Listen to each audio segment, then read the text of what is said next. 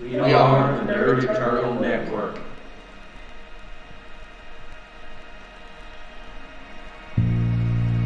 I know I'm not the one. Don't fake it, well, you know you don't belong to me. Alright, welcome everybody to the second episode of the newest show here on the Dire Bear Adventuring Company and the Nerd Eternal Network. The Holocaust of the Ekajati. It's an Esper Genesis game, 5th edition sci-fi. If you didn't catch last week, just a quick review. The players all showed up individually or in pairs at one particular space station. Going about their own business, they were caught up in a gunfight between two men and what turned out to be a courier service. Due to their quick action, no civilians were harmed, the courier was saved, but what he was carrying was completely trashed. Shortly after the fight, they got an invite from a man named Ekajati, who most of them recognized from their childhood. The man was an archaeologist that also had a educational show. Think a Indiana Jones meets Jacques Cousteau kind of guy. Apparently the courier was supposed to be making the delivery to him, and he has requested that the people that came to the man's aid come have dinner with him. He has a business proposition for him. And that is pretty much where we are starting up tonight. I think y'all had decided last time that y'all were going to accept his invitation. Is there anything you need or want to do in the station prior to visiting Mr. Ekajati?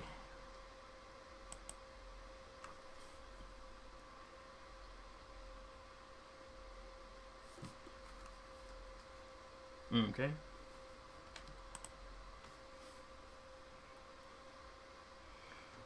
Well, y'all had gotten rooms, so yeah, you've had time to clean up. And I think it was going to be dinner the next day. Patrick, we lost your camera. Oh, well. So as you make your way through the station, as I mentioned last week, Ekajati Vasher lives in a fairly high-end part of the station, where a lot of places kind of have just apartments kind of built into the station itself. This area is actually kind of has its own dome, and you have individual houses, very similar to what you would have planetside. You know, manicured lawns, the little bushes cut into animal shapes, the whole 9 yards. It's very much a gated community on the space station. But your invitation gets you through the little guard station without any trouble.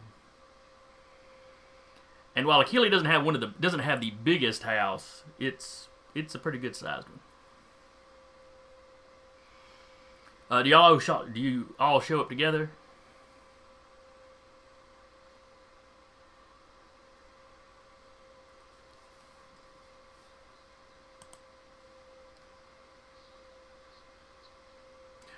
Well, you were all directed to the same hotel by the guards or station security.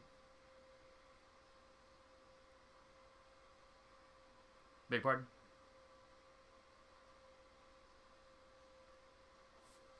Well, yeah. He gave you a time to meet for dinner, so you'd all be showing up close, relatively close together, regardless.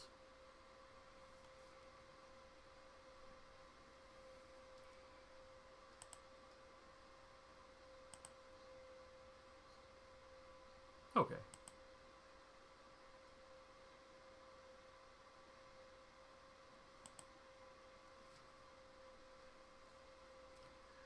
Can somebody check the Twitch and make sure we've got sound on there? Okay. I was afraid if I turned it up to check, it would, I'd catch it in the recording. Anyway. Crap, completely lost my train of thought. Alright, so you arrive at Vasher's house, together or separately.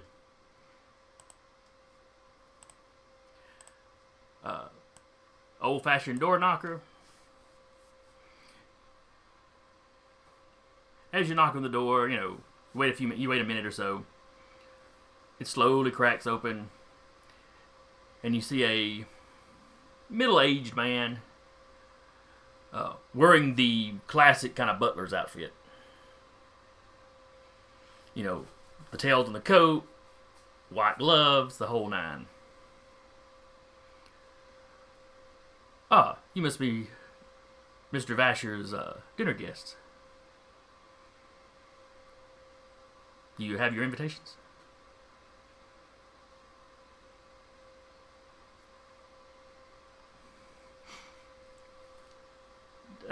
Merely checking. Please follow me right this way.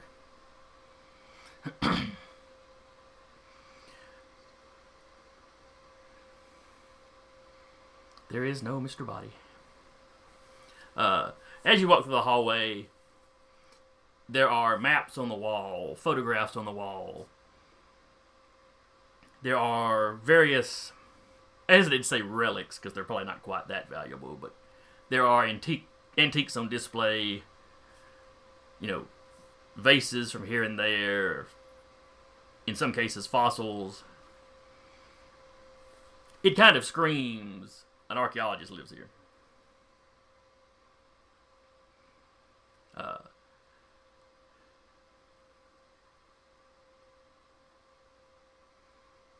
Well, if you ever saw his show, he seemed to really love his job.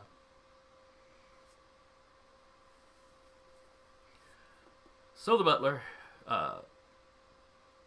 brings you to the dining room.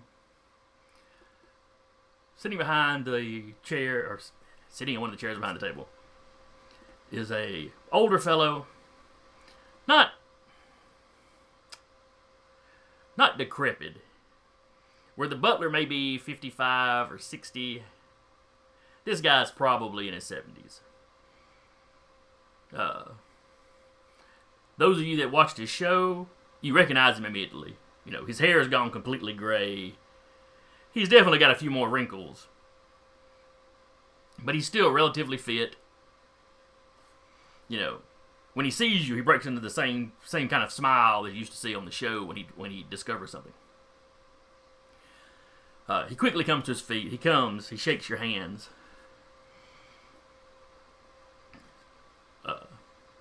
Hello, I'm Achille Vasher. Thank you so much for coming.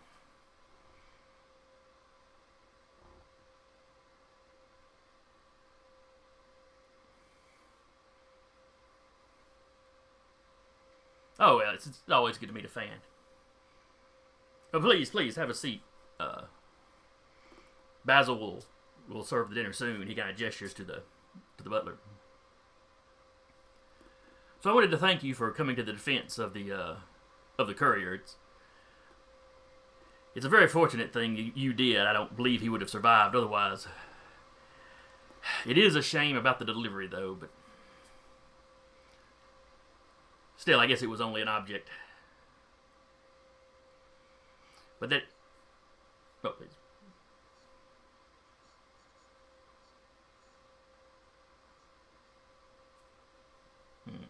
And what were you saying, Eric?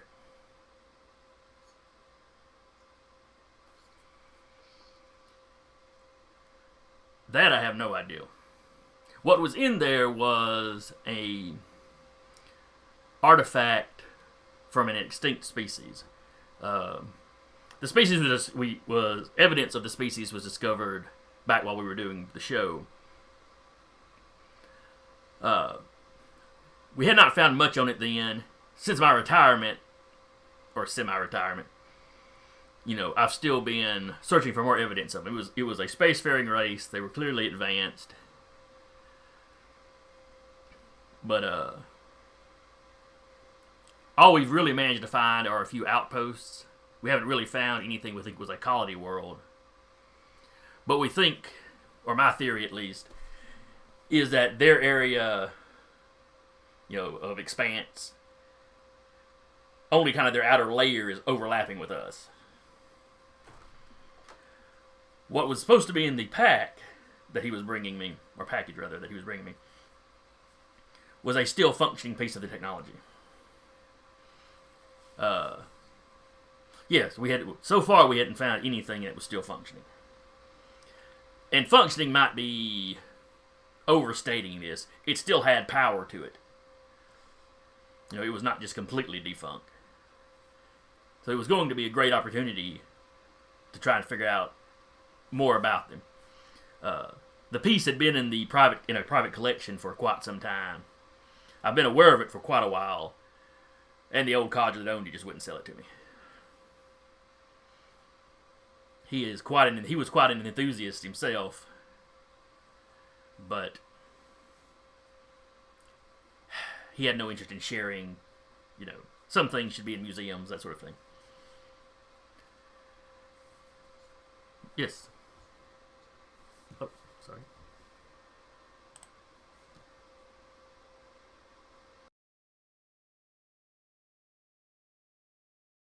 Let's see. All right. So where were we now that I'm completely lost my train of thought? We were discussing the object itself. We also had he was discussing that we just found a piece of technology, and he just acquired it from someone who wouldn't share it, which was coming to my next question. In that case, how did you acquire it? Oh, the owner died. He was in his 90s. His son is far less interested in his collection than the father was. I had actually had an arrangement with the son for several years that, when the eventuality of his father's passing came about, I would have first dibs.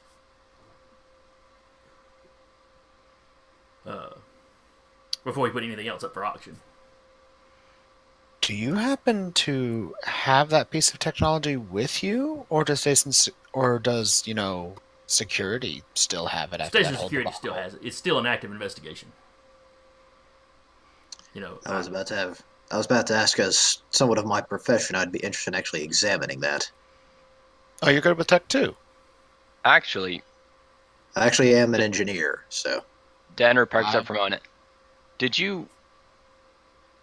you have someone watching that? Where the active investigation is happening? Because they sent 2 people after the courier. It's possible they'll send more people. It's possible, but it's in the evidence. The evidence locker is pretty secure. Unless someone has bought out security. Well, that's possible, I suppose, but I don't know why anyone would go to the trouble. Of course, I don't know why anyone would go to the trouble of attacking a courier. I'm more concerned because they didn't show much concern for their own lives, just the destruction of the object itself. Yeah, that is something I was thinking of. One would think that having evidence of a civilization that's been spacefaring for longer than most of us, that people would be kind of jumping at the bit to be the first ones on board for that. Why would somebody go through the trouble specifically to destroy still functioning technology of an ancient race like that? That is, truthfully, my biggest question about this. I mean, the object was valuable, but nothing that people should be suicidal over it.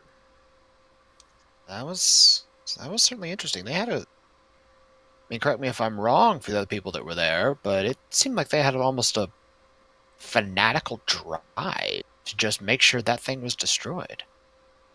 I was in close proximity when he actually destroyed it, and he bypassed me, who was standing right in front of him, just to destroy it.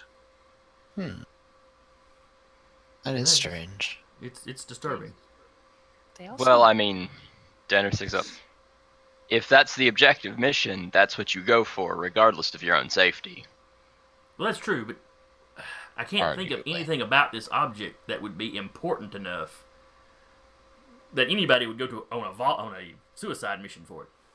He'll glance over. It's like, Cat, I see your brain. Your gears are turning. I haven't killed a lot of people, but is it common for them to kind of have a prismatic rainbowy spray when they die? Oh, what No. now? Achille kind of goes, no, that's not usual at all. They were human, right? Yes, both of them were. They. I mean, I know that, They didn't turn gray and Us. have black eyes when they died, so they weren't me. us Prometheans are, inherently superior to humans, but I don't believe any of us have prismatic blood when we're killed either. Was the blood prismatic, or was it... Like, like when there's a fountain and there's a mist and the light hits it right. Oh, yes. There was like a rainbow like that. Huh. I don't think blood should diffract light like that. No, you shouldn't get you wouldn't get the full spectrum of colors through blood, no. No, because Cool. for that to happen, it would have required blood. It would have required the ambient light sources to have their to be gone through a prism of some kind. Well, and water blood can do that. doesn't. But Well, I've never heard of yes, blood doing something like that, though.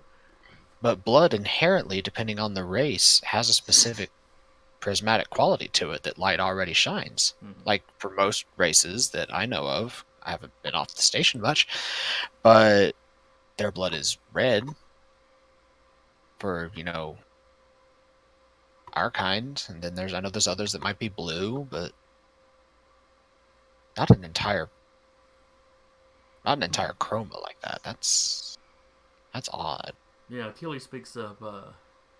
I've watched a friend of mine in station security let me watch the video feed of what went down. And of course the cameras were some distance away. They weren't right up on it. But the blood spilled looked normal at a distance, at least. I mean, it could just be, stuff from the various fires, but, I mean, it looked odd.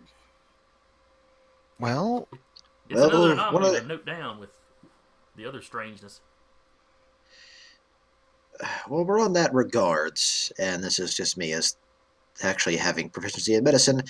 I actually ask, is there any possible way to acquire any autopsy information from this? If we have questions about their blood, they'd have to run tests. I'm sure they'll be doing a full autopsy on the body.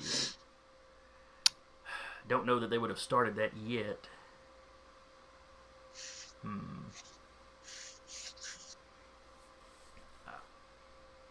I could potentially find out. I'm really good with computers and their systems. I live here, so please don't go hacking station security. No, that would be something I do to somebody else's house that really deserves it. Oh, and also, Eric, you seem to be cutting in and out for me. Yeah, my mic likes to be finicky. Okay. I could probably just ask my friend. He might not be able to give me the report, but I'm betting I could talk him into letting me see it. Either or. Might be safer than going hacking things. Well, it wouldn't necessarily be hacking things. To get at their autopsy report in an ongoing investigation, yeah, that would probably be hacking. Yeah. I appreciate your enthusiasm, young man. I really do. But let's dial it back a notch. Gotta do what you gotta do sometimes. The courier was transporting it, and where was he transporting it from? Because you said you had the other span's collection, but did he have any specific route he took? Because these gentlemen were definitely waiting for him. Well, if they knew about the object, they'd have known it was coming to me. And they would have... Any research on me would show that I lived here. I'm not quite still so famous that I have to hide my whereabouts. I get the occasional enthusiast to come by to, to meet me, but it's not like I'm being hoarded by rabid fans or anything. Let's see. He would have taken the Tessarian path. He lived in the Sol system. So it was located on Earth. Yes. That is, of course, not where the object was found or anything, but that is where he kept his collection. Or more accurately, in a station orbiting Earth.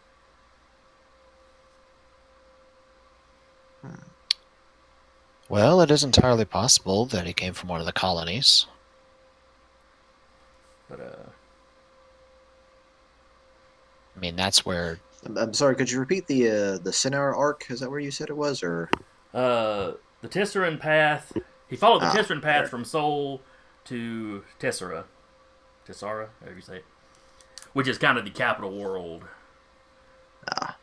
I see it, yes. And then from there out... You got... The system y'all are in currently is between... If you've got the map, Ziva and Cirisi.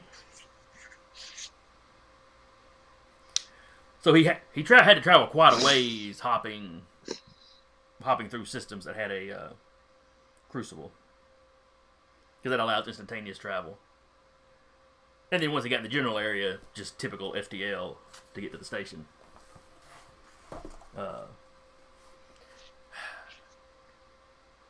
While that he wouldn't have been super worried about security, not to the point of being paranoid, but they would have kept it. He'd have gone under an assumed name, he'd have gone under an assumed name, and kept an eye out about being followed, but there wasn't really any reason to think anyone would try anything. To my knowledge, I'm the only person that had ever approached the old man about the artifact.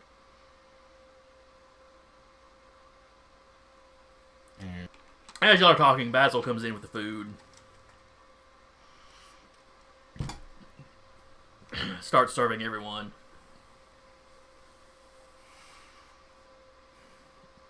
I'll say while this is happening, like while they've been talking a little bit after, Adrian did his thing.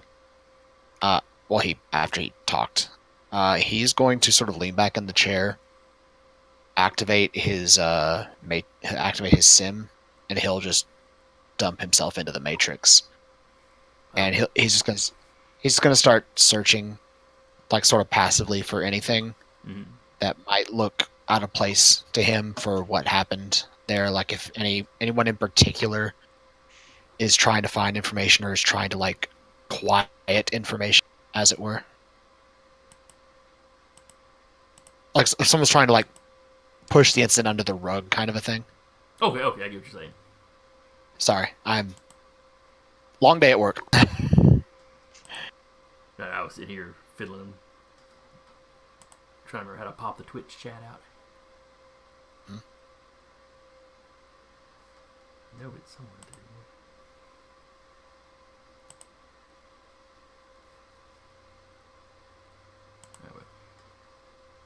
Anyway. Alright, so you're checking to see if there's any kind of cover-up, essentially.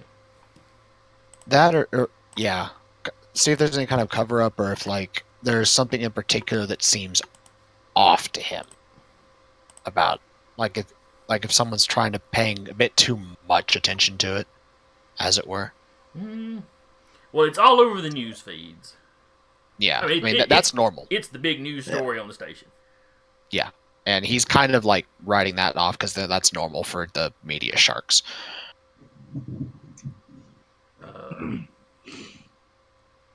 What he's mainly looking for is like if someone's like using that huge media coverage kind of as like a kind of camouflage to try to like manipulate the data and like maybe try to change footage or delete anything. Okay. See if the tabloids somehow have more information than the public news. Oh, well, the tabloid feeds have got all kinds of extra information. Yeah. They don't really have any Overstated. extra photos or extra video to back anything We go to up. the hot Yeah. sheets. Yeah, not quite what he's looking for with the tabloids, but yeah. Uh, He's mainly looking for like other hackers that might be getting into the system to try to change what happened, to try to cover up, because haven't- people don't send to like suicide assassins for no reason. you don't really see where anybody's manipulating the data. You know, as far as the actual here's what happened, everybody's accounts are pretty closely matching up. You have the typical variance that you're going to have anytime a large group of people see something. Yeah. You know, individual accounts vary. The whole he said, she said, my friend of a friend saw this happening to X person's mother, whatever. Yeah. And while So- it's also, and just wanted to point this out, while we'll probably learn about this as the investigation goes on, we're probably going to find out just what ship these two came on. hmm Because, as you said, suicide assassins don't just appear. Nope, they have to come from somewhere. Yeah, but yeah, I was actually out of my head, sir. Because like the next thing is once stay over there. The next thing he was going to do once he found that things seemed kind of normal there is he was going to just sort of, take a look at the camera footage of what happened, because there'll be people that have cameras looking every which way on like public whatever. He's not going to hack the station yet, but But the bits and He's pieces got- of footage that have made it. yeah, Basically, he's going to see if he can try to isolate the path of like where their shuttle came from, what ship they came from, what path they took to get here, that kind of a thing. you're not going to be able to do that without hacking the station, because they have not released any of the CCTV to the public. The footage that the tabloids and the news guys and all of them are using are where individual people were filming, with their Yeah. tablets or what have you. And that's what he's looking through, just to see like if there's any like names like that he could see on like a particular ship out the window or whatever that they might have come from, based on what docking port they came from. Outside the kind of a thing. windows, you really just see the shuttles that were carting people back and forth. Okay. Because nobody really started filming prior to somebody screaming he's got a gun and shots firing off. Yeah. Kat did look at that one guy's ID, so she would have gotten his name. She could hand that over, like as far as the name. No, that's true. That's true. That's right. You were. How did you put it? Speedily looting the body? I was just rifling through the pockets, then putting everything back, so wasn't tied into like taking IDs and money.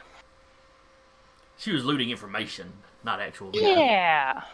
If she feeds him that information, he'll start searching for that too while dinner's probably being served. You managed to come up with slightly that getting name cold. on the manifest. Uh-huh.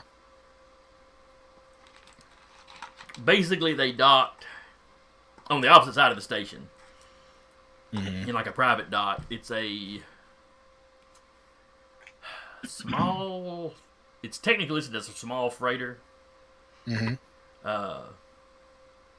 Reading between the lines, this is probably some sort of luxury yacht, essentially. Yeah. That came on. Okay. And when everything went down, these guys were dressed very nicely. Mhm. A quick check shows you that the dock they're on is currently locked down, Mhm. which would imply to you that the police have tracked that down as well, and likely have it roped off as a crime scene as well. Okay. Okay, so once he gets as much information he can out of that, he will pull himself out of the Matrix, come to and is like, oh, dinner got here while I was busy. Okay. Oh yes, please, please. Achilles, please eat up. Basil Is is there quite the a cook. is there a decent sized screen in here that I can use real quick? Oh, certainly. Like a view screen. Oh, certainly. He rubs his hand on the table, and a square appears. Where it did look like wood grain, it now looks like a touch screen. He hits a few buttons. Mhm. And where he had a large map on the wall, the map disappears, and you realize it's a screen. Okay. He'll just kind of glance at it as one of his eyes sort of like briefly flickers silver, and the screen will just suddenly shift and appear with all the information he just gleaned from his sim dive, and then he's just gonna start eating. Achilles looks at it. That's very interesting. I'm good with data. Yeah, that's very good. Hopefully, Station Security will be able to find something on their ship. Hopefully. They seem to have reached the same conclusion I did.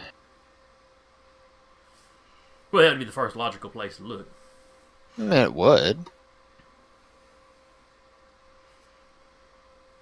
I mean, we can't, of course, discount that entire freighter / luxury yacht, whatever it wants to be classified as, might just be a front for wherever they came from. Or if it's not, then they're just sacrificial lambs for a greater power. Which is disturbing. I'm still baffled that a greater power would be the least bit interested in this. I see it happen all the time. People see what they want and they take it, regardless of who stands in their way. Well, a theft I might be able to understand. Just given its age, it had some value, monetary value to it. But True. But this sort of crazy cult-esque stuff. Well, But what if whoever sent them is somebody who is also amassing these kinds of artifacts, and they want to be the only ones that have them?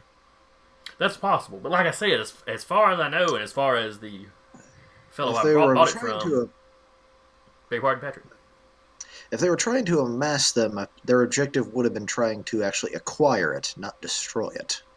Oh, yes, that's a very Yes. important part. However, in this case, they were already exposed, as it were. And this was something that was almost already at its destination. They could have still just grabbed it and run. They could have. wanted to ensure it was destroyed. They went out of their way to destroy it. Yeah, and went out of their way to cause violence, as it were. Well, if someone already had a piece of the working technology, conceivably they would want... Still, this is awful cutthroat for archaeology. I mean, we can be pretty cutthroat, but this is, when you get to literally cutting throats, it's a bit much. One thing that I don't remember if I asked this or not, just out of character, but just to confirm this, have we confirmed? You said it was a functioning piece of technology. Was there any known idea about what it actually did? And if we had not asked that question, I will ask it in character. It was essentially, we suspect it was essentially a terminal, like a network terminal. That So we does. did not know, we weren't expecting to get a whole lot of data off of it, even if we managed to get it working well enough. Like I said, to call it functioning was probably being generous, but it still had power to it. We could still have studied the power source and what have you. That could explain a lot in its own right. Information is dangerous depending on who has it. That's and possible. considering the fact the last time we got spacefaring technology from a race we don't have any contact with, everything exploded in travel, communications, and all sciences. And if it was a terminal like you said, big question is a terminal to what and who does in fact have this?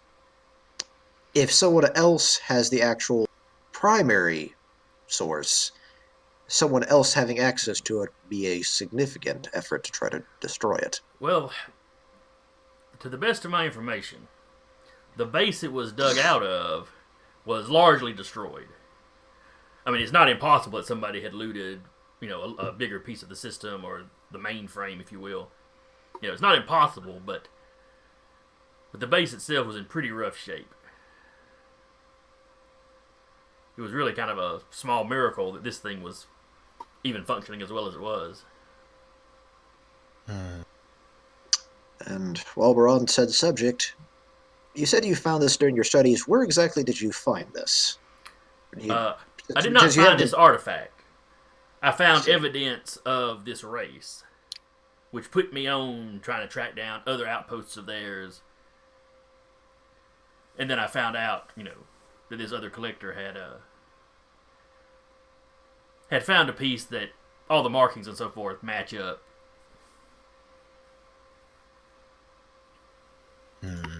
And he'll rattle off whatever world it was. It's not terribly important. In the end, a lot of this is idle speculation. You did bring us here for a potential job, yes? Yes. And then we started talking about rainbow blood and, getting into the conspiracy theories on why this would have happened at all. But yes, I have a line on potentially another functioning artifact. The problem is the world it's on is populated by an intelligent species, but very primitive.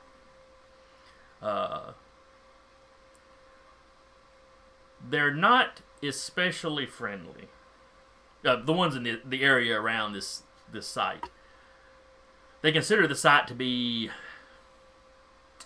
I don't know if sacred is the right word. They don't worship anything about the site, but they seem to hold it in great respect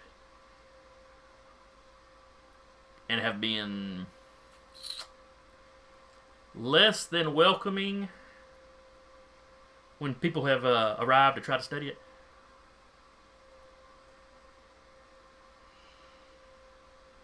And So what you're saying is you need some muscle to run in, grab your goodies, and bring it back to you. essentially, Or hopefully, to sneak in and do much the same. I was just about to say, hopefully with very little muscle use. I do not want to harm the native people. So yes, sneaking. If you could find a way to sneak into these ruins, we'll say, and find it. The last colleague of mine that was there managed to get inside, and while he did not notice anything, some of his camera footage picked up flickering lights from further down a corridor that he did not explore, that he did not have an opportunity to explore. He had thought that once he got inside that the natives wouldn't follow him. He was mistaken. He did manage to get back to his ship alive, so there's at least that. Do you still have access to the information you gathered, like the layout of the area, just so we can maybe try and get in? Oh yes. I have his. I don't guess it'd be satellite, but the images he took from space of the area, before he landed, the maps of the surrounding forest or jungle, truthfully. Yes, I can show you where their main settlements are. Now, things like their hunting routes and hunting paths, yeah. But I believe we've picked out a landing location that should be far enough away that they won't notice your approach. Assuming you come in over the horizon and stay low getting there. I would expect you to defend yourself if attacked, of course. But as I said, I would not want you to be, don't want you to do any harm to the natives if you can help it. Don't go out of our way looking for a fight, basically. Yes. And as much as possible, use minimum force if they pick one.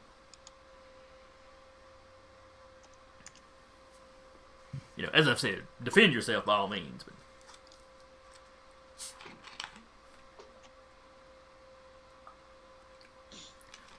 But since they don't actually worship this site, and the site belongs to another species, I don't have too much compunction about sneaking in and taking an object or two from the site. Well, I have nothing planned in the near future. Seems as good a job as any. And, We're also looking a little bit thin ourselves. And sorry, Eric. Okay. Again, I must admit, this promise of new technology, it's definitely a compelling thought. Well, actually, it's very old technology. New to us. But hopefully we would find something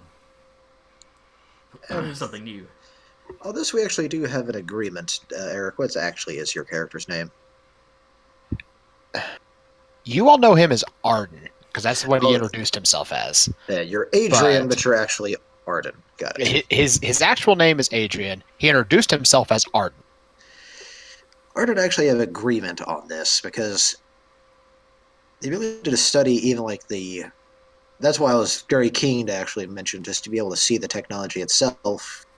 Being able to study it would actually be something very interesting to me. If you manage to get a hold of it, I will be more than happy to work as a study partner, as it were, to try to work out the kinks for that.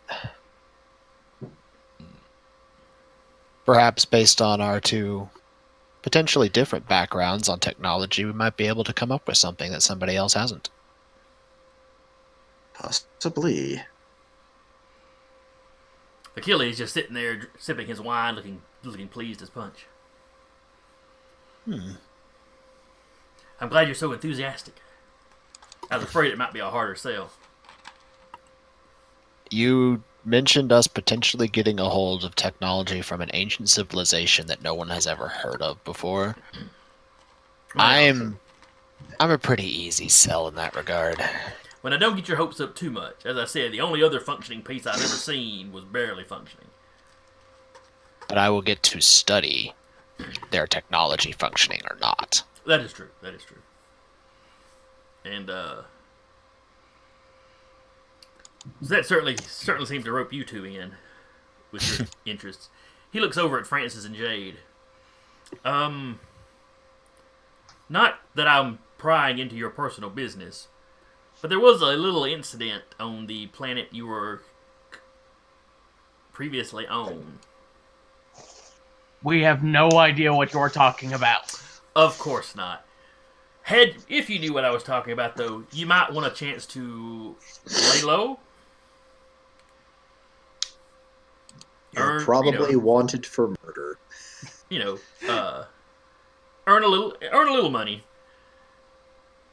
I can't offer a whole lot in the way of compensation, but I can provide you with use of a ship. And if this first job goes well, I would like to keep you on retainer, essentially. Part of the deal would be I would leave you the use of the ship. That when I don't have jobs for you, you can take whatever side jobs you want. Try to keep them within the realm of the legal. I would not want my ship impounded. But that would give you a mobile base of operation. Any of you that are trying to avoid attention or pursuit, perhaps, it would be much easier to do being mobile. And certainly, in each individual mission I send you on, I would be paying you as well. But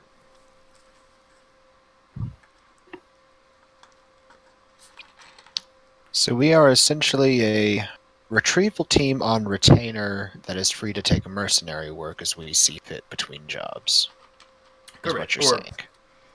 Or visit family or whatever you want. Independent security contractors, that's the word you're looking for. That word would work just fine. Either or. Now, I do have to ask, are any of you pilots?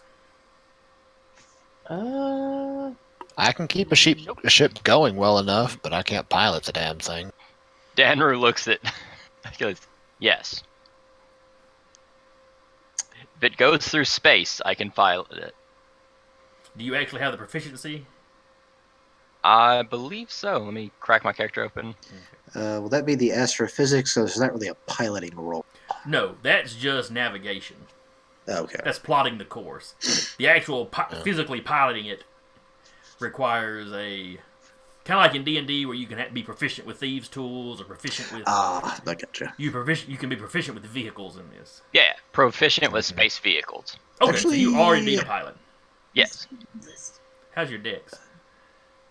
I want to double 12. because the engineer might actually have that. Okay, well he tells you, I had a pilot lined up if you need him, or if one of you is a pilot, if Danru, if you're a skilled pilot, then that would be fine. As I realize I have just about every single intelligence-based skill in the game as a proficiency, almost. Plus some others. Okay, I actually went with a hacking rig instead, which Well, I think makes the sense. proficiency Okay. would probably come through your backgrounds. Yeah. Because Taylor, you had the spacer one, didn't you? Yay for two hackers. Super transporter. Probably go about it in much different ways, but yeah, we're both hackers, so that'll be You're something. probably more the software. I'd probably be more the hardware side of things. Kinda. And yeah, probably crossover. Yeah. I think it was actually just an entire background. Yeah, pilot is an entire background. Ah. I do remember that. As he's talking about the ship, he pulls up the schematics for it. Ew. Roomy. It is roomy. Well, he does warn you that with as many of you as there are not actually enough beds for everyone. Yeah. I can set up a cot somewhere. That's all right. Francis is used to sleeping on the floor. I actually know exactly where you got this schematic from.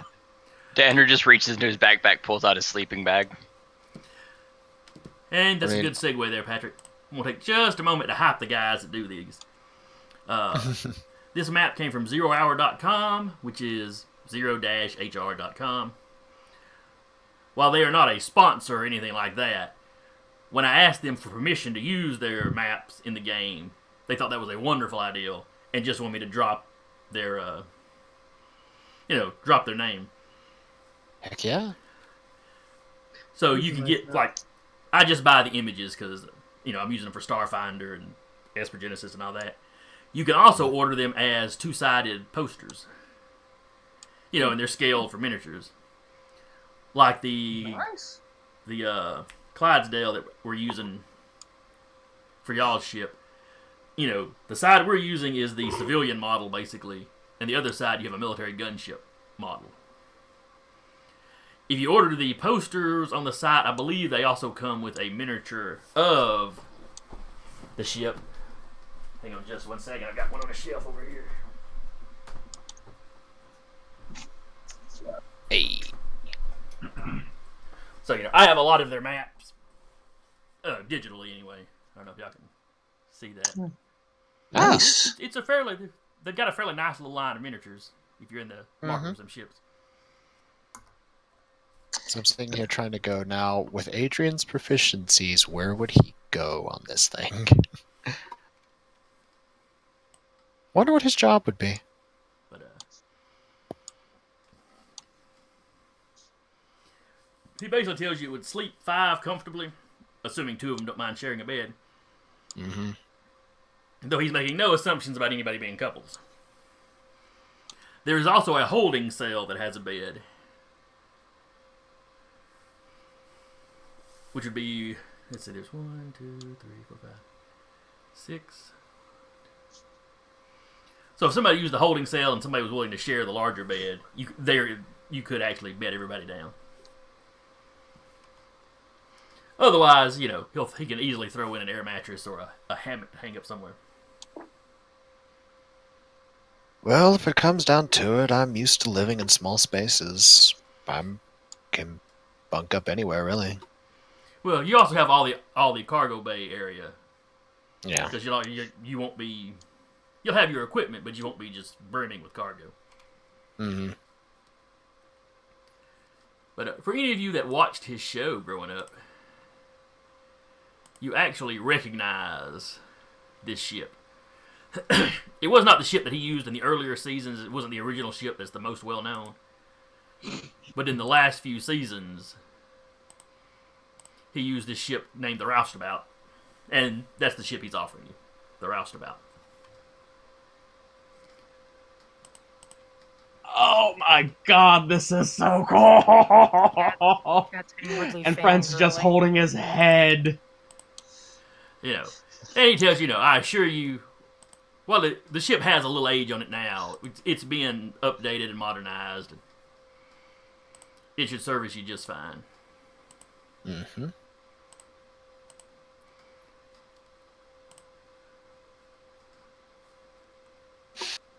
Well, that works just fine for me, honestly. A ship's a ship's a ship.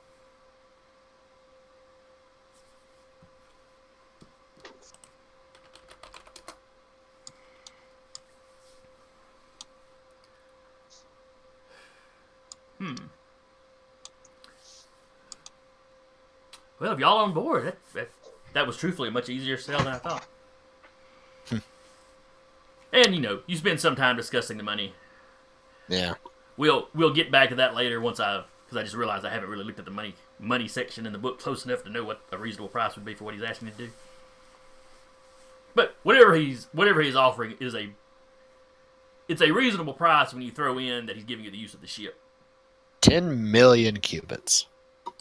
No. Probably not. 1 billion cubits. Your price is going up. I don't know how money works.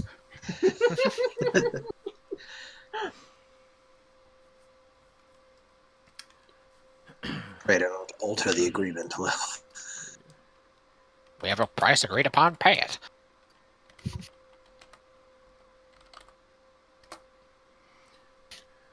There's a reference to Critical Role for anybody. I keep meaning to check them out. I never do.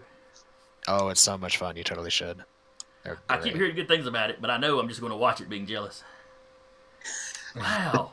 Now I really know how much I suck. Huh. It's how we all Everybody feel, has their man. own style. And it's ran and played by a bunch of professional voice actors. Also true. yeah. There's really no point in... That would be like me going and Anyone playing comparing basketball and then comparing myself to the pros, Yeah. which would also be very embarrassing. All right, so Honestly, you finish. I mostly watch them on tips of just how to be a good player, mainly for me.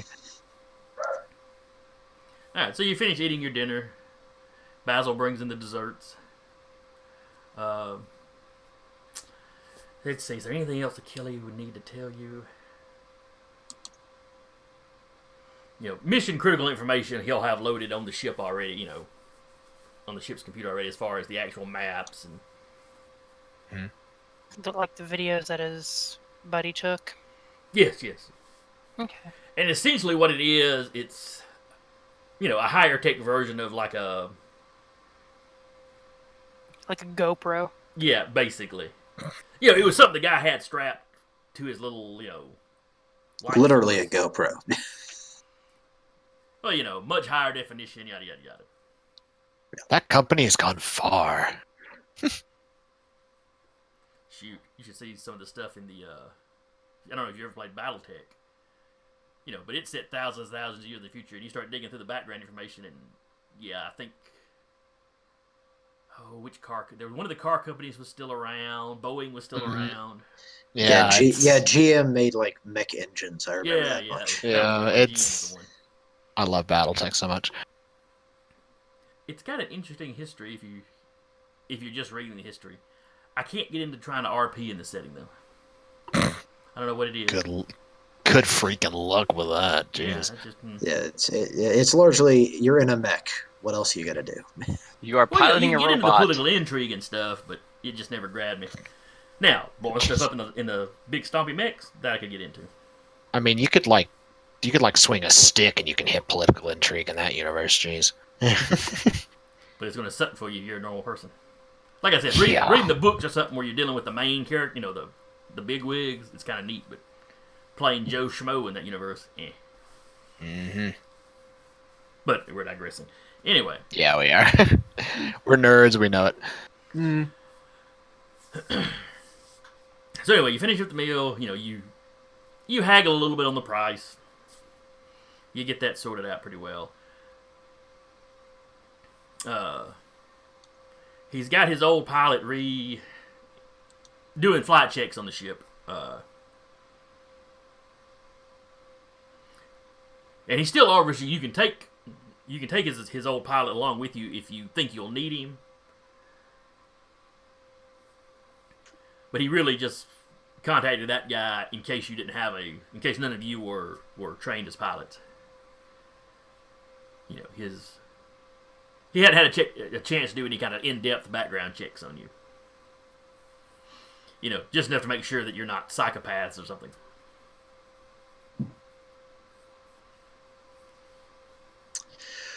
Out of character, having just a extra pilot, if the party's away from the ship, having someone that can fly it to us if need be is just good to have. Yeah, being able to run while yelling "start the plane," and someone actually being on the plane to start it is good. Yep. Yeah, agreed. Okay, so you're going to take the pilot with you? Yeah. Okay. Well, now there definitely aren't enough beds. Cat has I think an air mattress or something that came with her kit. Okay. I was It's about to not say actually the that big whole. a deal because there's plenty of actual room on the ship. I was also about to say the holding cell is basically right next to the flight deck, so that could basically turn into his bunk. He gets his own toilet. Man, he's special. Now, the see-through door is a little inconvenient, but other than that, Get him a curtain or something. I say that it's probably a solid door. Probably. So anyway, you have dinner. You hash out a few more details. He tells you the ship will be ready to leave in the morning, though he is by no means rushing you. Given that you don't know who these people were that attacked, he wouldn't want you to drag your feet too much. By the same token, the information he's got about this he's had it for a while, so if they were going to try to outrace you to this place, they'd have long since been there. Do be careful that you're not followed, though. There's no reason to think you would be, but there was no reason to think that courier would be attacked either.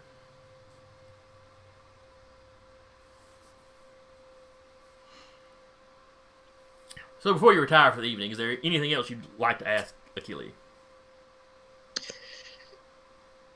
Well, in our conspiracy theories section, we a lot of the other questions I had. So Well, he's pretty much told you everything, all his theories on what is going on with the attackers, assassins, what do you want to call them? right now sorry. I say I know my character wasn't near it when the guy said it, but I can't remember who was near him when the one guy that died said, "Little embers thinking they can burn me." I don't remember whose character was near it. Let's I think that was see. the first guy that got shot. Francis Yeah, and it was- Jade were down here. It would either have been Adrian or Danru. They were the ones on your side. I know it wasn't me because I was on the other side of those trees. Had you run up to that? Danru, it was Danru. Because he's the melee combat guy. Yeah, it would have been him, but my character didn't hear, so I can't ask him anything about it. So I'm just bringing it up as a. I mean, I guess just for the sake of everyone's throwing conspiracy theories out anyway, Danner would make mention of it. As that's basically the only thing he said. And Achilles pulls up that little touchpad section on his table. And he types in the quote. He goes, I'll run some searches and see if that phrasing means anything, but it's nothing I've ever heard before. I just keep way too thorough notes. Nothing wrong with that. Yeah, someone I'm in actually the jealous of group, people that can do that. someone in there needs to. And I know I've seen your handwriting. Now I'm feeling attacked. Alright, so if there's not anything else you need to do on the station, or on the station, with Achilles, he'll wish you a good night. Basil will show you out.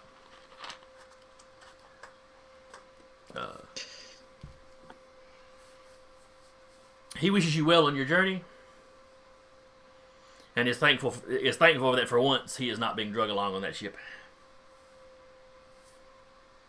Because it was fun when I was a younger man, but I am too old and used to the station life now.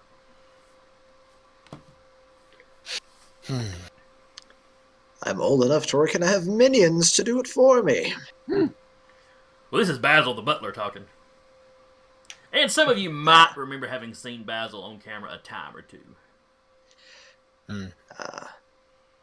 He was not any regular member of the show, but somebody had to do the cooking and cleaning and on the ship. Yeah.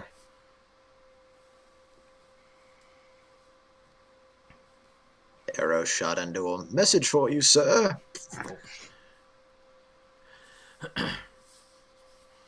All right, so before you left, he gave you the berth number for where the Roustabout is docked. It's nowhere near where the luxury yacht thing was, so no worries there.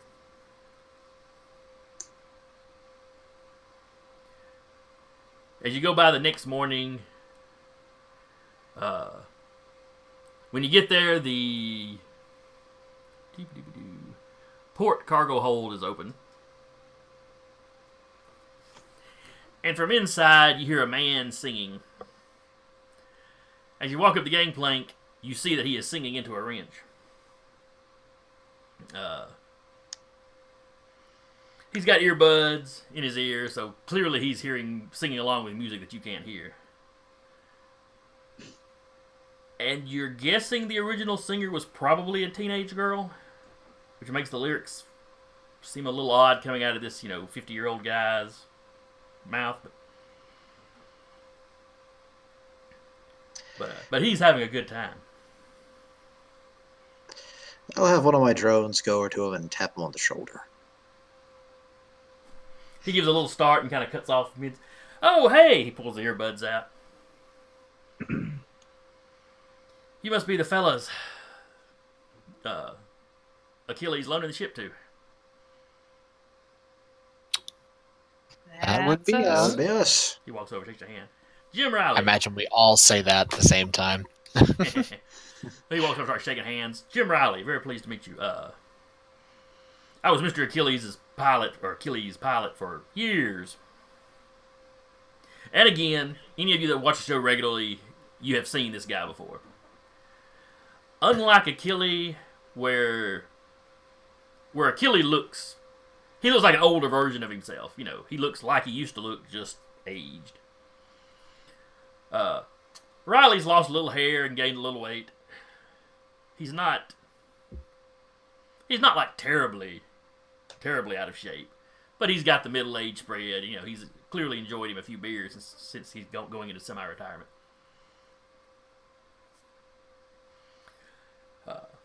Well, welcome to the Roustabout. She's a good little ship. I think she'll get us where we're going and back without too much trouble.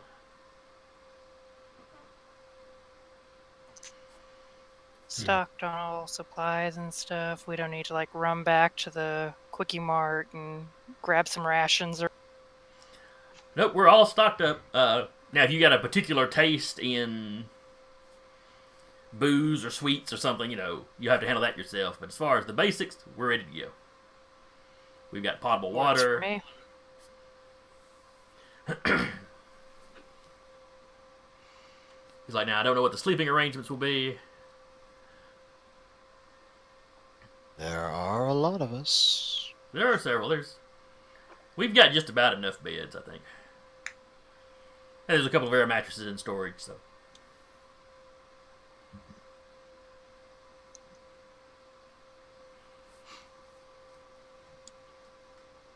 Well, while we're talking about that, I'll call dibs on the place, in other words, next to the medical station shop. Does anyone else proficient in medicine? This is me out of character talking. No. Yes. In medicine. Nah.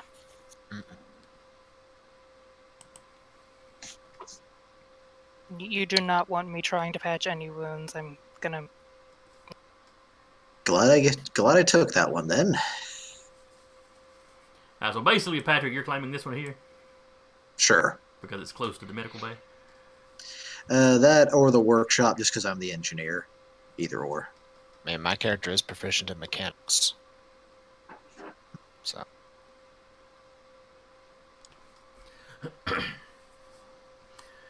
And once we get underway, we will have to pick out what everybody's roles on the ship will be. Insofar as like ship combat or something, like, you know, I figure I figure Jim will be co-pilot, as not to show up, you know, any of the PCs, because you'll need a pilot.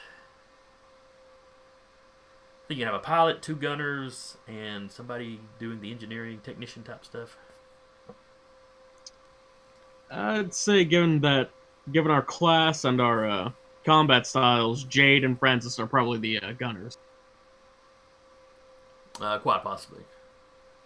I know there's a feat specifically for that too, but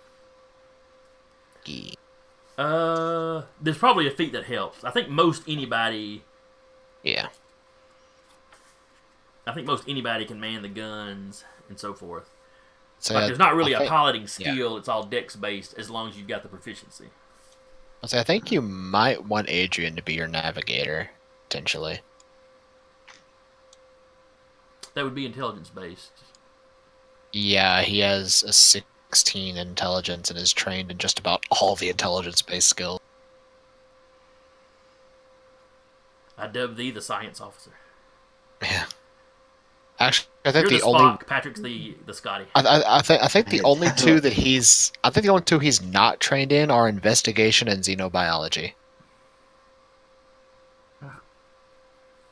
He is trained in the others. Does anybody have xenobiology? I mean, I inherently have a +3 to the check, but he's not trained in it. I'm not trained in xenobiology, no. Well, I don't know where this thing's heart is, but usually the heart is in this general area. Yeah. And usually it beats, so let's look for that. Yeah.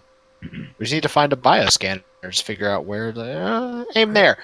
Apparently he's got 4 of them. Oh, wait, those are stomachs. Not everybody keeps their internals in the same spot. Yeah, that's true. Apparently he has 4 of them. Oh, because he's a Krogan. Got it. Now we just need to overload the redundant nervous system. And... So the Krogans are basically uglier Klingons. Okay.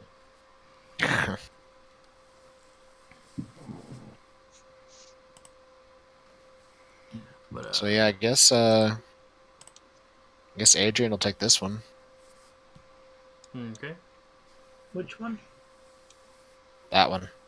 Right here. By the workshop. So honestly, if Kat decides to share a room, he'll sleep on the couch. She's got an air mattress. She's just gonna pretty much find a corridor or part of the cargo bay and just kind of claim it as That works too. This corner is mine. it's like the top of a bookshelf. You just see her. See, I was picturing her with like a big box pushed into a corner. Yeah, it has Fort Kick-Ass on it. Your authority is not recognized. Pretty much. Yeah, I can see this. Alright, so anyway, you take off. You know, either the next day or the day after, whenever y'all are ready. I was about to ask, because we have lots of theories. Do we get any additional evidence about the individuals? Do you leave that next morning, or do you wait a day or two? If it's going to come, let's wait a day. Well, out of You character, could always in character, you don't know if it's coming or not. Yeah. You could always just go down to the security office and ask. Be like, hey, we were the guys with the gun shootout. What's going on with... Or we could actually say we're representatives of a kill of him, and this basically say we're just checking for further updates. Or that. The guy at the desk is like, it's an ongoing investigation. I can't tell you too much, but Gotta be like, come on. We got shot at. That's true. And you probably did. We know for sure you saved that one guy. Which, by the way, through the night, you each get a message from the courier thanking you, for hauling his bacon out of the fire. He doesn't know what he was carrying or why they were after him, but he's pretty sure he was dead if y'all hadn't shown up. But yeah, y'all, somebody give me an appropriate social skill roll. Social skills, kind of. Persuasion. I'll say that's the thing you don't want Adrian to do, because his charisma is an 8. I got a +4 to persuasion. I'll do that. Okay. He is the kind of person that is, oh lord, Oh, yeah. that is much more. It's just like, come on, man. We just want to know. We put our butts on the line here. We're just wanting to know what's, why we were putting our butts on the line. Yeah, he rolled pretty good, but you did beat him. All right. I can't tell you too much, but so we tracked the guy down to the yacht they arrived, or the guys down to the yacht they arrived on. All that checks out. Their name, their ID, fingerprints, genetics, all that check out. It's their ship. The ship was reported missing, about 2 months back. And there was still a search ongoing for, ships were still instructed in that area, were instructed to be on lookout for it. Though it looks like they were just joyriding or something, I don't know. Both these guys were fairly well off. We got no clue what would have had them come and do something like this. It was stolen from what area, or? One of the bigger human colonies over fairly close to Sol. Not in the main system, but one of those kind of local planets that they colonized. But best we can tell, it's just two rich guys, cruise around their yacht. What would make them go all suicide? Not bomber, but they still have to. What would send them on a suicide mission? There's a limit. They still have the box, correct? Yes, they still have the box. She'll ask. Is there a chance we could just get a peek at the box? I mean, all of us are taking bets on what's in there. We're just, wondering if it's, He's like, oh no, I don't have access to there. It ain't. You're nice and all. It ain't worth my job. It was worth a shot, man. I just I'll say had to ask. If Agent was with her, he'll probably be like, well, I am pretty well versed in technology. I might be able to find out something, and I could share. Maybe something that you haven't found yet. Well, we've got our own experts looking at it. Fair enough. Yeah. But now from the report, it was some kind of electronic gizmo. Mm-hmm. It's been, what's the word I'm looking for? Now, Scrapped, basically. This object was bought by Achilles, correct? Achilles, yes. It's the Italian Sorry, pronunciation. Achilles. No S on the end. Wait, I thought it would be never mind. Anyway, he bought it. It's his. He's not allowed to look at it, even if it's an active. Just because it's an active investigation, he's not allowed to look at his own property. Not Well, until it's we're done still examining it. Okay. Once they're done examining it, they'll give it back to they'll give what's left of it back to it. Yeah. Then we can just Examine it. just let him tell us what he gets from it once he gets it back. Yeah, he's like, it shouldn't be, it may be a week or two. Because there was some stuff we sure had he to will. send off, and it's a whole rigmarole. Says, if you wouldn't mind, and it's nothing, nothing bad. It's like just maybe for my own peace of mind. Would you mind asking to see if I could take a look at it? If he says no, I understand. I won't ask again. Cat looks over with a disbelief look. Give me a persuasion roll there, Adrian. This is gonna end up poorly. 'Cause I have a -1 to that. Oh, Could be Well. worse. No, an 18. It's not Yeah. bad. definitely could be worse.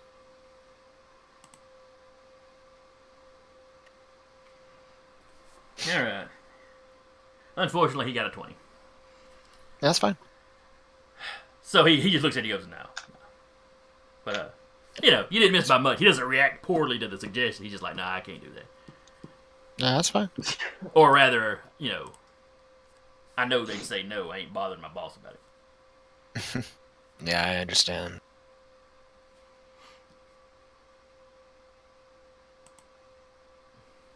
Yeah, that's fine. I just figured I'd offer what help I could was all. And he's like, I understand you'd be curious about it. I mean, it's got to be an unusual thing just to walk into a station and right into a firefight. Yeah, I wasn't expecting that, certainly. And I promise you, we don't have that sort of thing around here very often. Well, that's good. That's the reason why I stepped in, is there were civilians in the line of fire. And But security has I'll- been very appreciative of your quick actions. Yeah, but, I mean, if you're sure they'll say no, I won't bother you. Yeah, it's regulation. There's Yeah, I get that. He kind of looks Right, around, I'll- and the captain's kind of a hard ass, so Oh, trust me, I've seen quite a few of those. I understand perfectly.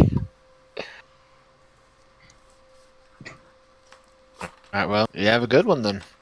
he wishes you well. And Adrian will he'll turn and start leaving. He'll look at Kat like, I can't believe that almost worked. Oh my god, I didn't get arrested. Just that look on his No one face as he leaves. More surprised than me. Yay, I didn't get arrested. He looks over at the wanted poster with his face on it. Shit.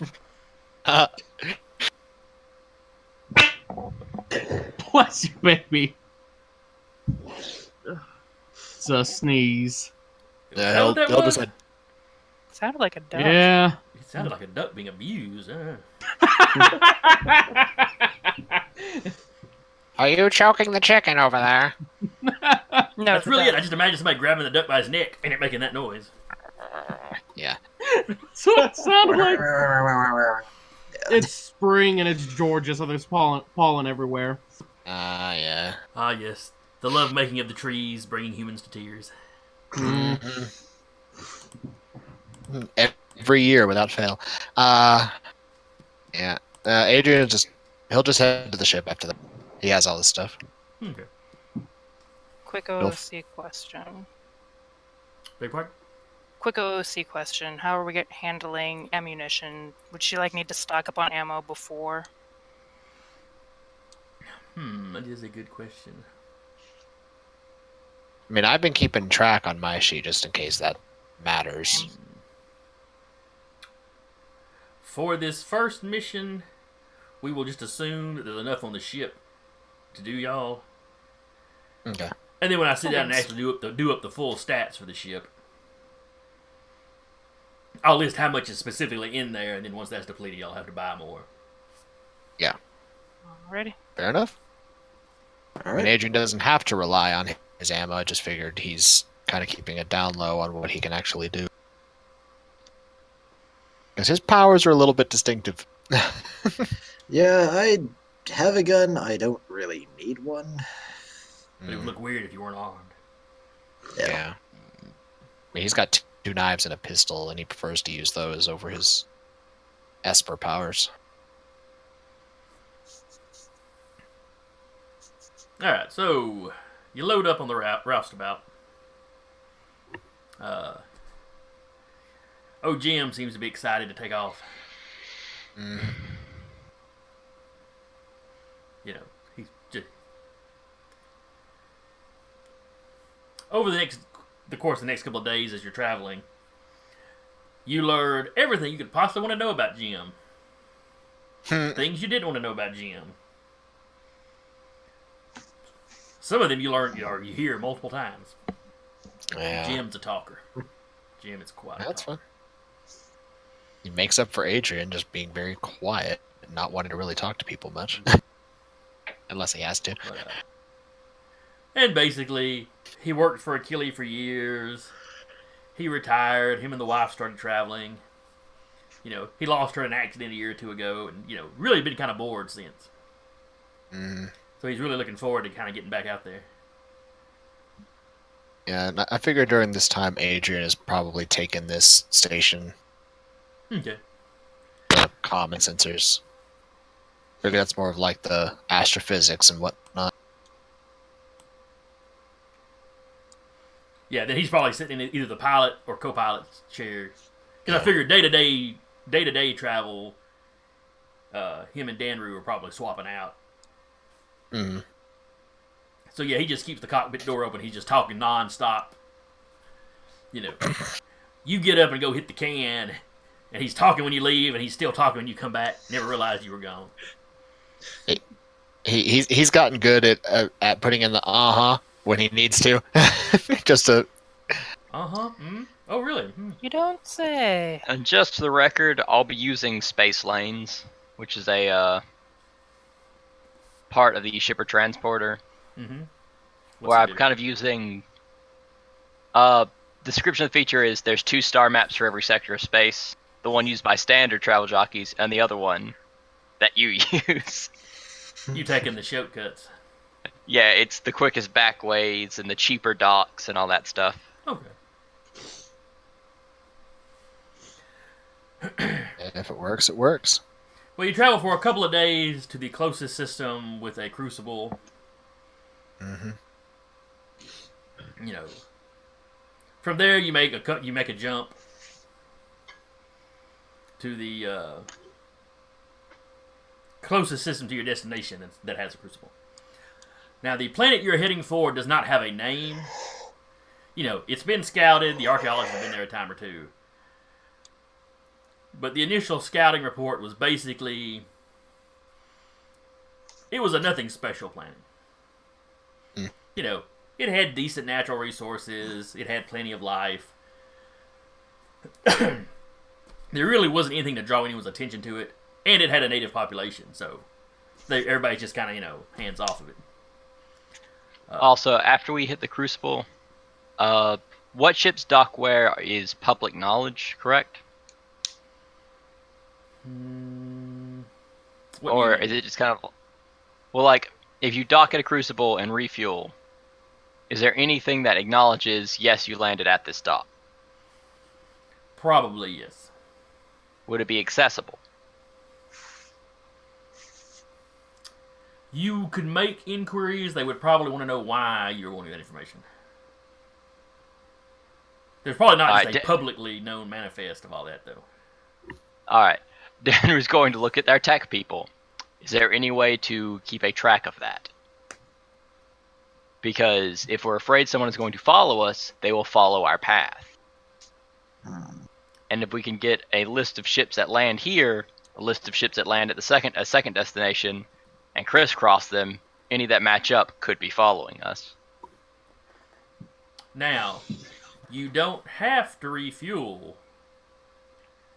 When you leap in, you're within like 500 miles, I think, of a crucible. Then you can just turn around and fly away.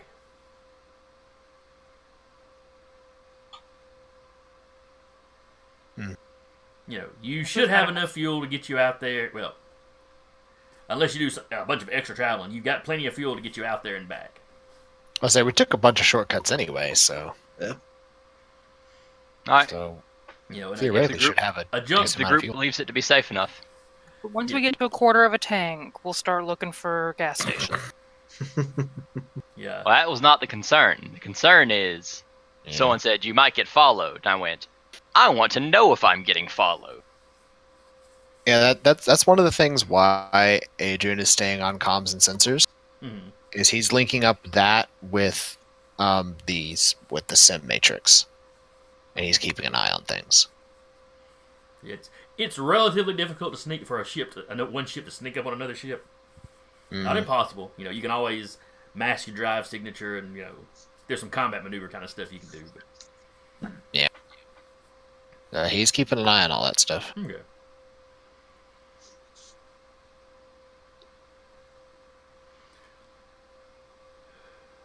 All right, so you jump out to the crucible. Do you dock at the crucible or just keep going? If we don't need supplies or fuel, we may as well just keep going. I mean, we're good on both. Yeah, this is not a. There's a lot of distance covered, but because you used you jumped using the crucible, you haven't used a ton of fuel or anything. So you head out, and it's several days' journey. Like I said, planet doesn't have a name, just a designation. So about 5 days later, you arrive at your destination. The planet's designation is CDL 113.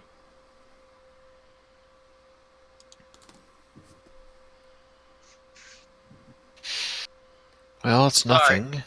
I'm sorry, what designation? CDL 113. Did you really need to make that reference? I didn't see why not. Okay, fair enough.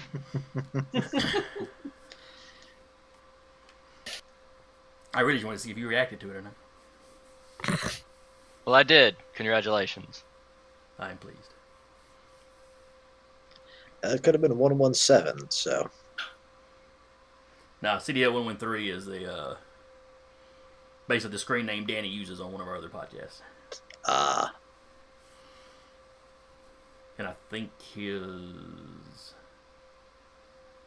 DeviantArt account, maybe? Anyway, you're in orbit around the planet. And, it's a pretty little planet. It's about 65% water. It has the two main continents have very large deserts kind of in the center, but kind of lush jungles around the outside, closer to the oceans where the moisture gets to.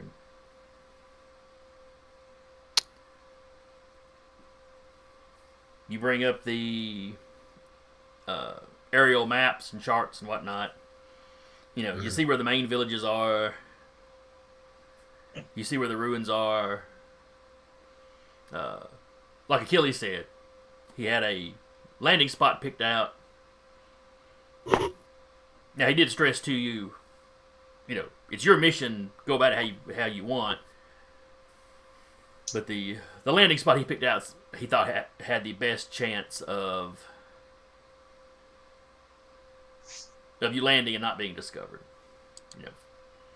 It's kind of like you got the main village over here, the site you're going to, and then the landing thing is kind of over here.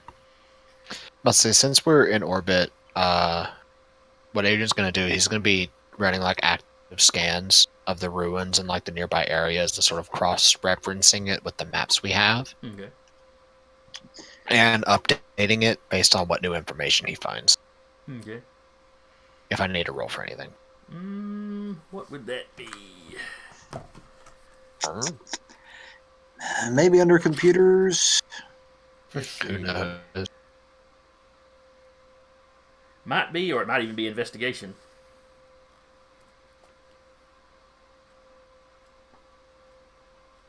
Go ahead and give me an investigation roll. Investigation.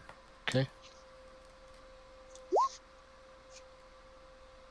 Is it 12? Oh, that's That's not exactly great.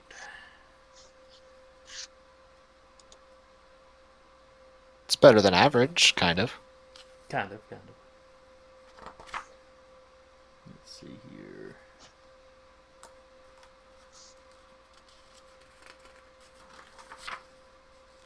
That's all talking about combating ships. Not what skill you would use.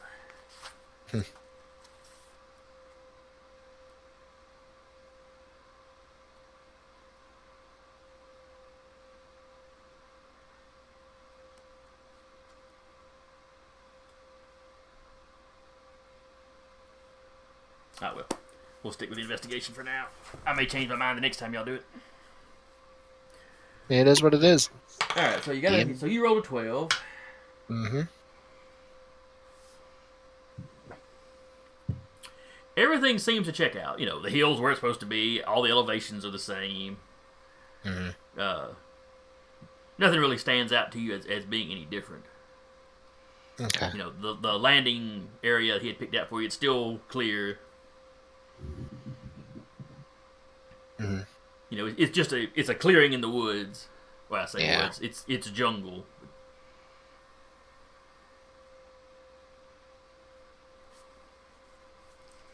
Would we know anything about the inhabitants at all? Like if they're more active during the day, more active during the night, anything like that? They are more active during the day. They're kind of basic humanoid.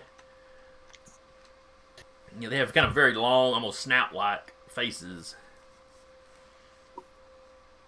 But they're roughly the height of a human, a bit more slender of a build.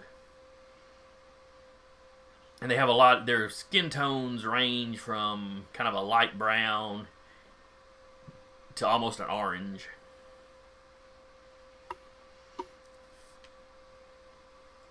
Yeah, Kat would then suggest, well, maybe we should try and go in undercover at night, just so we don't run the risk of being followed as much. Or spotted, as we know the natives react poorly to outsiders, particularly ones investigating this area. Exactly. Yes. Part of me wants to say that perhaps we land in more of the twilight hours, where they're probably busy, eating and whatever they do. And you said primitive. Just how are we dealing with, like, Iron Age? Are we dealing with Bronze Age? Are we still in Stone Age? They are...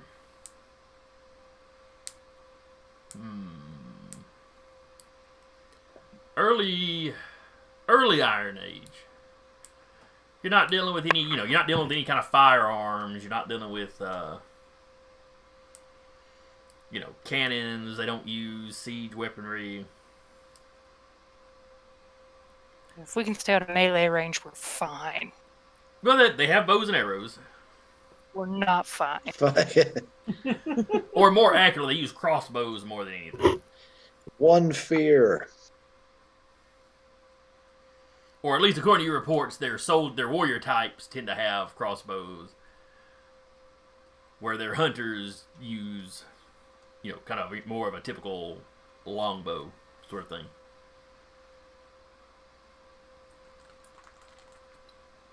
Well, Other than that, you got, some swords and axes, but mostly spears because a lot cheaper to make. Coming at twilight, use the setting sun to kind of block us. Yeah, and then Lay low. we go towards the ruins under cover of night when they're least active. So we land with the sun to our backs as we approach, and then we'll leave at the dawn with the sun go right in front of us. Sounds like a plan to me. That Once was you're my leaving- thought, yes. Once you're leaving, you ain't got to worry about it. Yeah. Once you're leaving, you can buzz the village with your middle fingers hanging out the window, It don't matter. Let's do that. Have the cargo ramp down, mooning everybody as we go past. Then you find out just how far those arrows can shoot. Oh, I shouldn't have opened the window.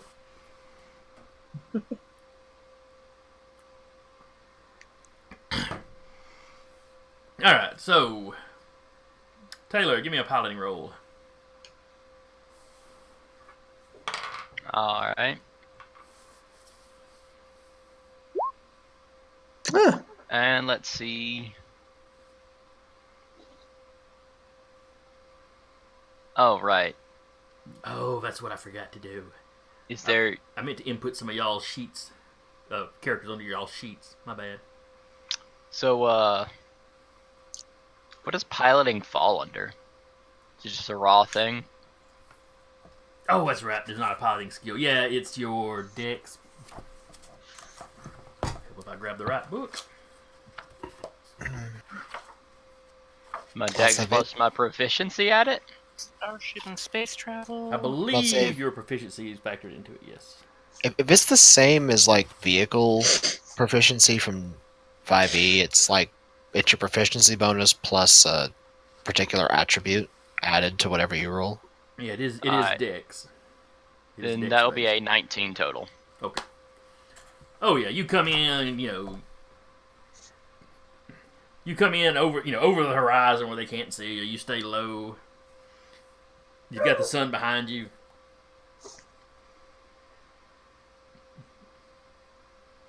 You lay down in that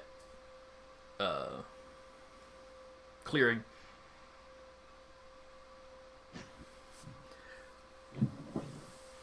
Those big engines on the side of the ship rotate down, so you do like a vertical landing.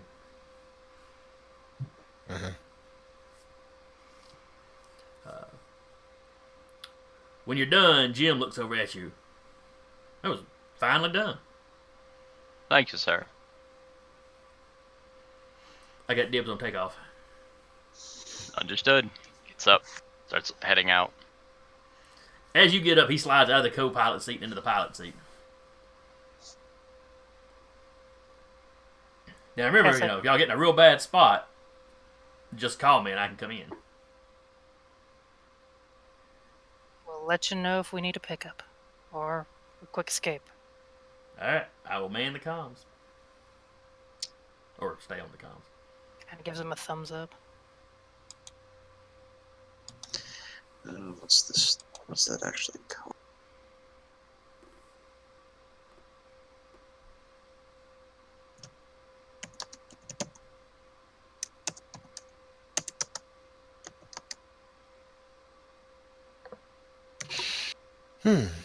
Well, Adrian's got his stuff together. He's ready to go. Yep, cat's ready. Alright, everybody grab their regular kits. I got mine, and Francis tosses Jade a great big duffel bag. Same kind he's got strapped over his shoulder.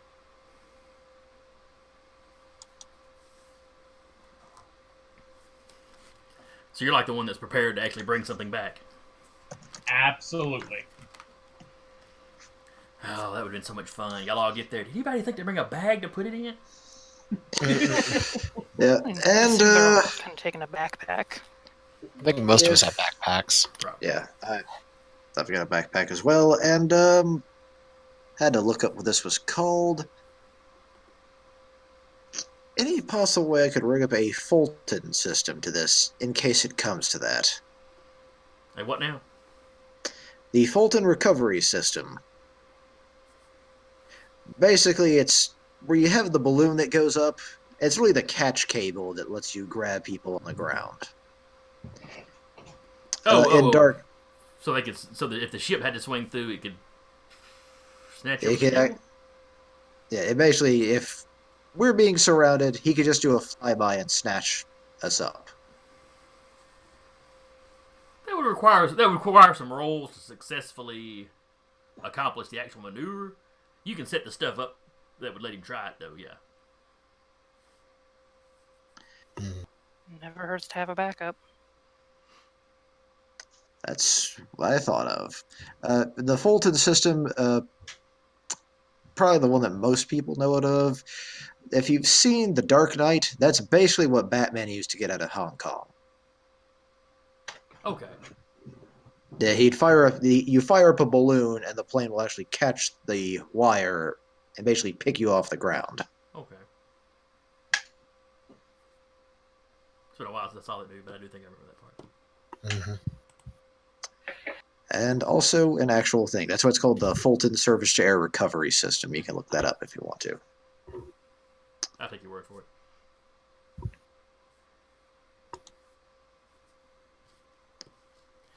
All right. But I can. I'm sorry, what were you saying? I was gonna say, so you're gonna let me like rig that up, but he'll have to make rolls if should it come to that. Right. Gotcha. All right.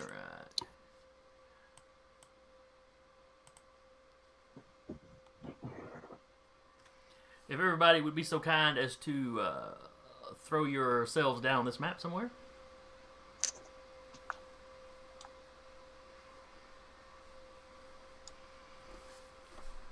And I hate to do it, but I need to take just a little break. I'll be back in just 1 minute.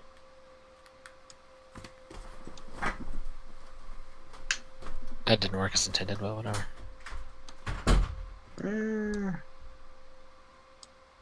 Everyone with dark vision out front. Oh, that's all right.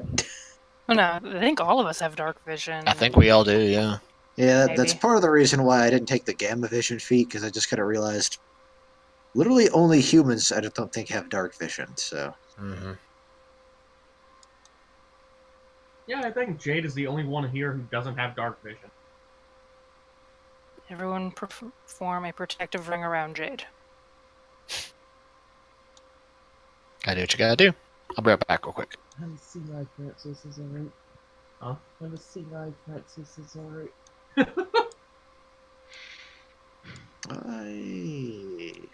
Okay.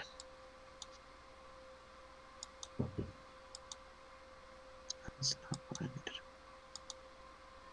Also, how do you throw down the chip? Because I'm not seeing it on my end. On roll 20. Go to your journal, and it should show you a list of your characters. Just click on the relevant icon, and it'll throw up a bigger sheet. Click on the enlarged icon and drag it down.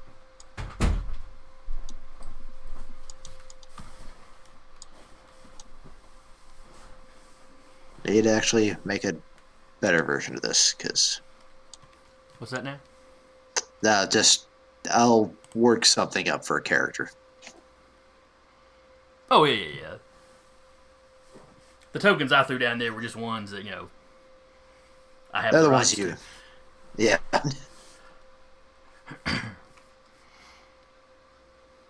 Alright, why do I have 2 of her? Oh, never mind. Alright, so this is a little stream through the jungle that y'all been following. From the maps you have, the stream, the ruins are kind of built into a hill. Not a full mountain, just, a decent sized little hill. And this stream sort of winds around the base of the mountain. Or base of the hill, excuse me. It's fairly thick jungle. All the black spots are, of course, the trunks of trees.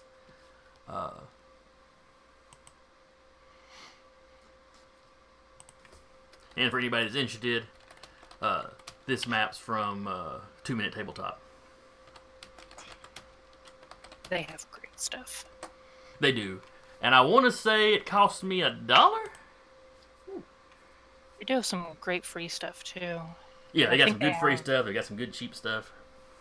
They have, elements that you can make your own map with. They're fun. Are you pushing your map maker? Nah, the 2 minute Okay. tabletop. Ah, yeah, them. They're good. What map maker do you use? Dungeon Painter Studio. I've got that one. Yes. I sat down to do a Very jungle. I was nice. like, man, I don't really have any good. Nothing that. I had plenty of forest options, but nothing that really screamed jungle. They have a lot of, if you go to the community for it, they have a lot of add-ons that you can put in there.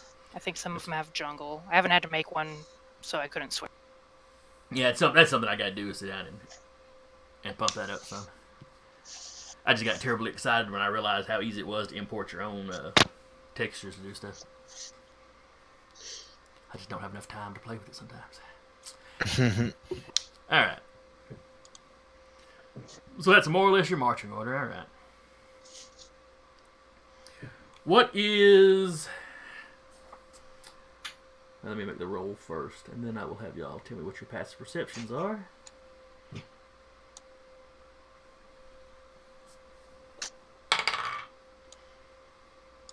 Alright, going down the list.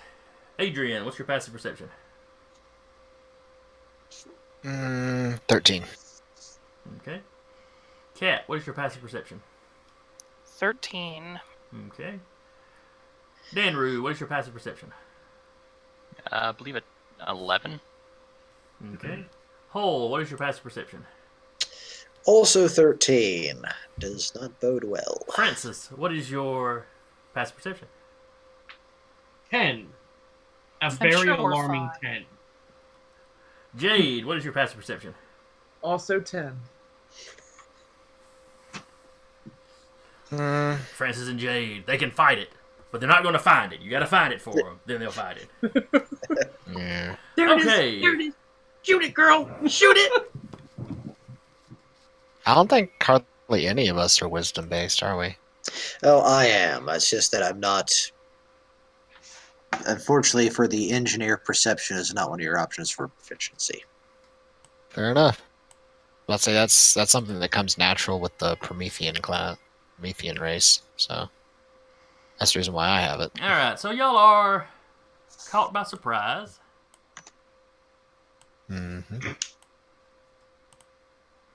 As a That's a large insectoid creature comes burrowing out from the middle of the stream. Well, I say insect, crustacean. It's something in kind of that family. Tomato. That is, of course, the head and kind of upper body. The rest of the body is long and tapers down. You're not sure how long because it goes under the water and presumably under the riverbed or stream bed. Mm-hmm. As long as it's not the Zerg, we're okay. Ooh, a Zerg swarm could be fun. Let's Stop not giving the tempt DM fate. IDs. I don't have stats for them, but I do have 5th edition stats for the all the Destiny alien races. So I couldn't use the Zerg, but I could use those other guys. Well, they I'm sure someone has homebrewed it. like I said, Yeah, someone probably has. like I said, I've got stats for most of them. Anyway, so let's see. I'm going to assume that this is Cat here, Yep. and then that's I'm in Jade, danger. and then that is Hull.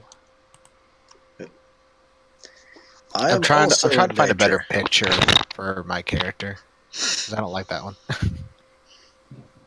Yeah, that's fine. Just whatever y'all like. Yeah, I'm looking through to see what I can update that as while this is going on. So I'm paying attention. I'm not playing a game, I promise.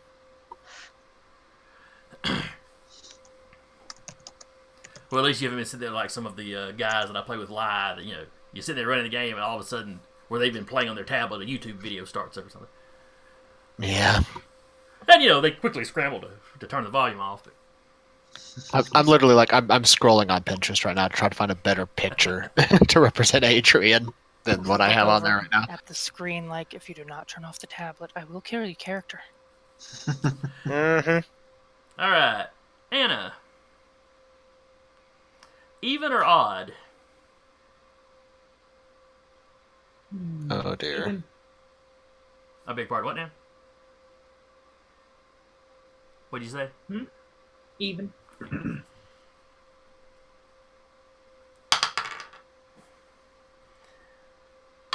One. It is odd. So it will attack Cat. I'm in danger. You are in danger. I mean, she is like half in the water there, so. Oh, I forgot it could do that. It could attack a lot of you. Hang on a second. I just read this. Was reading over his stats before we started the stream, and then I forgot all about his little. We're all in danger. Well, that depends on how he angles it. Let's see, 5, 10, 15. Alright, let's see if he goes.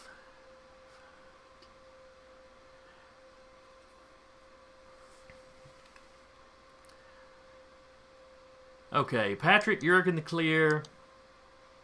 Anna, you're in the clear. Zach, you're in the clear. Yay!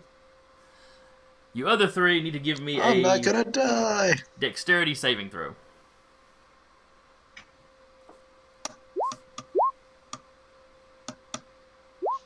Come on, dice. Well, for level 1s, that's pretty average. It's fine. I mean, it's not you're all going to die, but it's fine. Oh, that's unfortunate. Your him, level it's 1 fine. characters, you're not that attached to these guys yet. Ouch. Oh. Tarky. Trying to All remember, are you the party tank or not?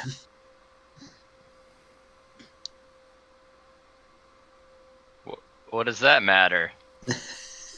He wants to know if he should hide behind you or not. Alright, so you needed a... Let's see... An 11 is not high enough. Oh, a 12 is not high enough. Jeez. Okay. So a 4 is not going to make it? No, a 4 No, is four's not gonna make it. The 12 came close, but not quite. Mm-hmm.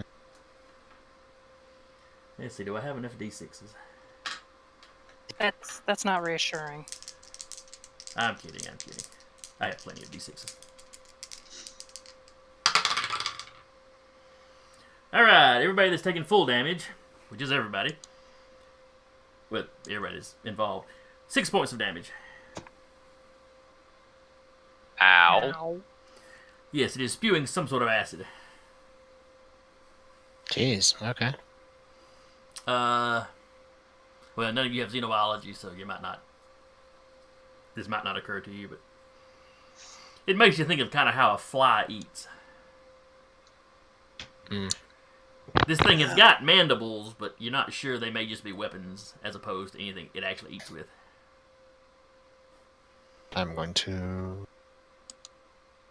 Adrian's gone. Bye. Whee! Already dead. Nah, I just replaced the character. I found something I liked. Alright, let's clear.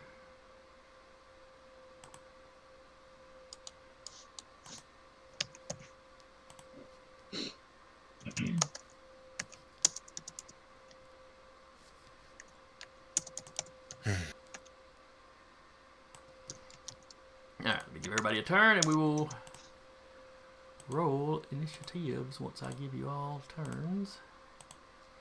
I think if we click our icon, we can roll initiative. Yes, we can.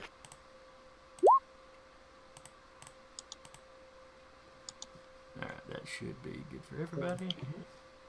Yeah, if you click on your icons and you hit the initiative, if you have the sheet, if you have input in the sheet, it'll automatically put it into the turn order. What's his dex modifier? Okay. Oh! Which Cat and I have done. Yes, I meant to input everybody else's through this past week and completely flaked on it. Yeah, it's good. It's good. Not a big deal. I will try to have it done by next time, though. Okay, so let's see here. We got Anna's got a 13. Patrick, what did you get? Where are you at? I got a 21.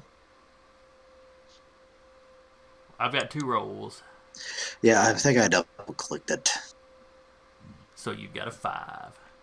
Yes, I do. Well, actually, that would be 5 plus 1, so 6. Okay. Because Don't worry. the You still go before the monster, so you know. Excuse me, the alien. Let's see. Zach got a 19. Where's Tarky at? Right here. Is that 13? 14. Okay. And then...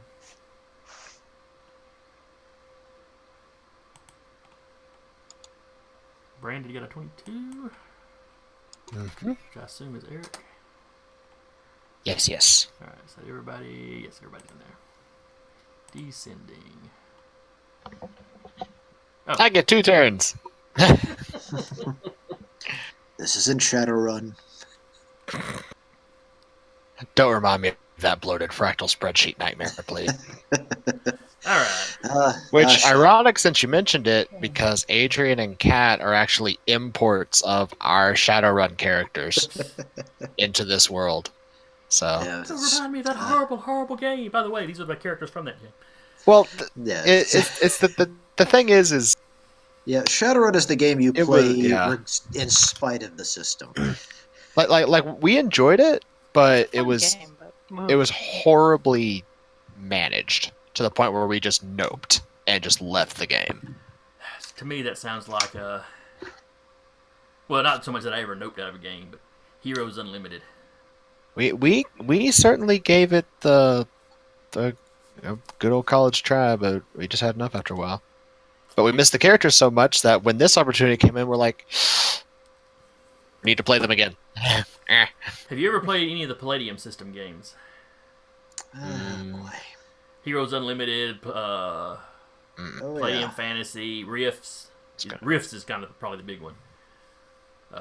Back in the 90s, they also did Teenage Mutant Ninja Turtles and other strangeness. Yeah. Adrian's going to back up here since he's pretty sure he's not within reach of this thing. He's going to make sure he stays that way, huh? Yeah. All right. And he's going to... Are these are trees, I assume, Yes, those are trees. of some form? So yeah, he's going to kind of keep a tree between him and the thing. Since he knows it spits burning shit. And he can... Because he's intelligent, he's pretty sure that's some form of acid. Yeah, he'll sort of stick by a tree for right now, and he will actually... He'll use one of his Esper powers on this, because fuck that noise, that hurt. So he will fire a Sprite Beam at it. All right, that's just a regular old hit the AC. Yeah. All right, what'd you get? Is that the total? Yeah, an 11. You miss. I miss? Okay. I figured. Rolled a 6 on that. Bleh. Not much you can do with single digits. Yeah, unfortunately. Yeah, it was a concentrated beam of what looked like kind of like solid digital energy that he fired out of his hand. Okay. And then he will duck behind one of these trees and sort of use it as cover in case it starts spitting again. a tree and a lizard. Yeah, that too. All right. Then it is Francis's turn. I'm just gonna shoot up the pistol. Because that thing hurts if it actually hits.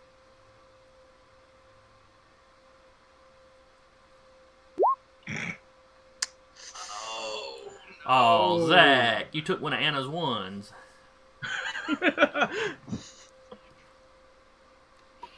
Well, that's an auto miss.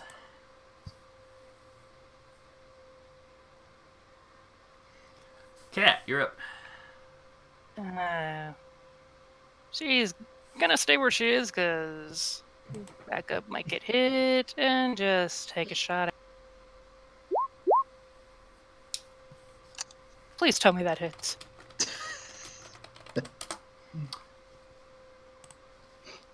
A 25? Close. You're close. Yeah, you nailed it pretty good. I was gonna be like, wait a minute, man, wait a minute. You're expecting us to hit a 26 running. at level 1? What's wrong with you? So the entire party goes, you know what? Let's just run.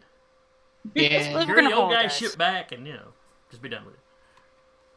Go back to kill and be like, look, we tried, man, but there was a bug. There's a bug with a 26 AC. Yeah. We accidentally wandered into the high level area. It was a Taurus Kitten. A what? A TPK. It was climbing the walls, spitting acid.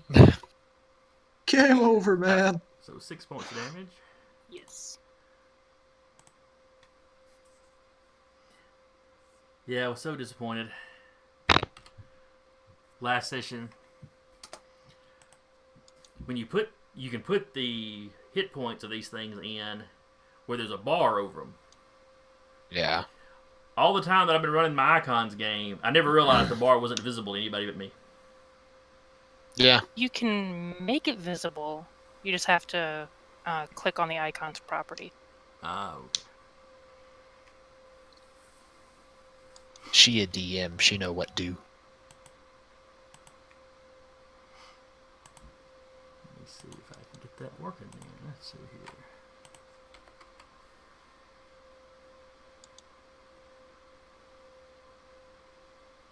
I think it has to be actually the DM of the game. Like, I can't, on mine, I don't have the settings under mine to make it visible. Hmm. Maybe that's under advanced? No, if you click on the icon and then Are y'all where it seeing pops it now? that hero. No, sir. No. Alright, I told it to make bar 1 visible. So maybe that's not bar 1.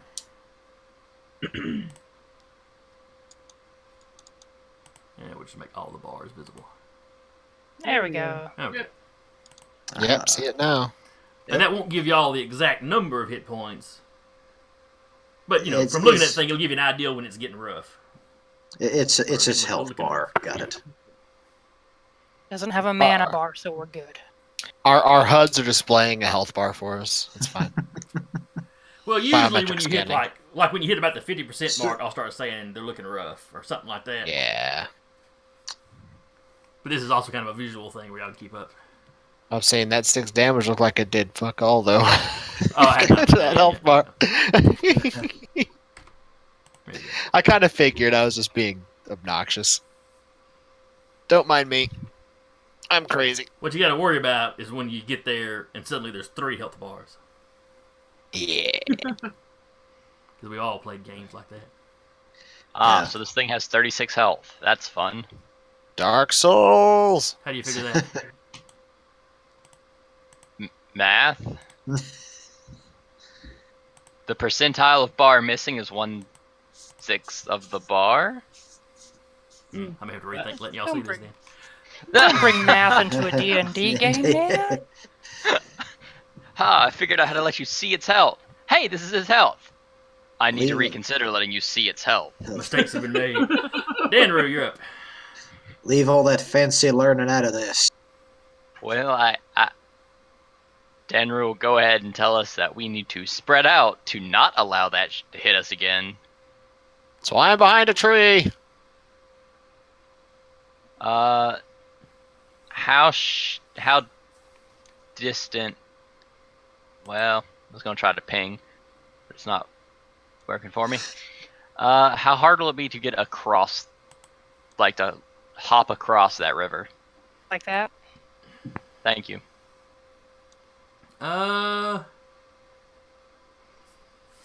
Let's see.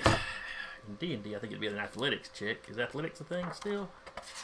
Yep. Yes. Yes. It would be an athletics check. Man, I'm totally proficient in that. There's only a Hey, 5 could I foot do jump, that? so it ain't that big a deal. But Could I do that and still get an attack in? Would that be a movement action, or would I be... I believe that would still just be part of your move. Alright. Now, if you So I'm splash gonna down go in the ahead. water or something, you know, we may have to revisit. But Alright, let me see. Alright, then I'll go ahead and roll in athletics. oh yeah, you hop across that, ain't in trouble. Cool. Now I'm over here, and I'm going to go ahead and swing a big old glaive at it. You've got reach with that, correct? Yes.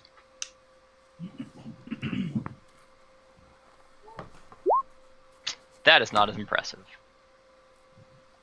No, that is not that thing that men call impressive. So, what is your proficiency bonus? So the question is, what's your attack modifier? Yeah. Oh, that's right. That's really where we should be going because everybody had the same. Everybody had the +2 proficiency.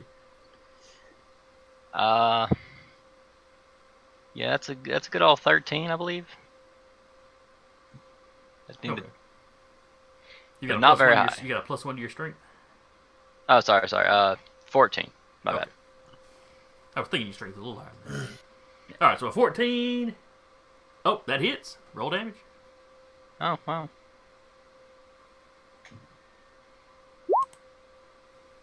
So 7.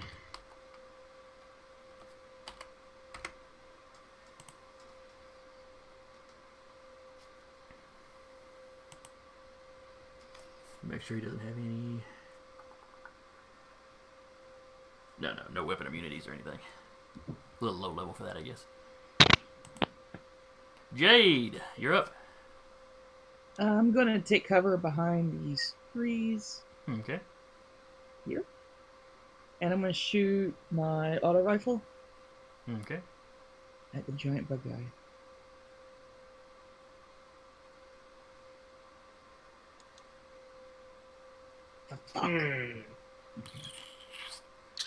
Yeah, that's not going to do it.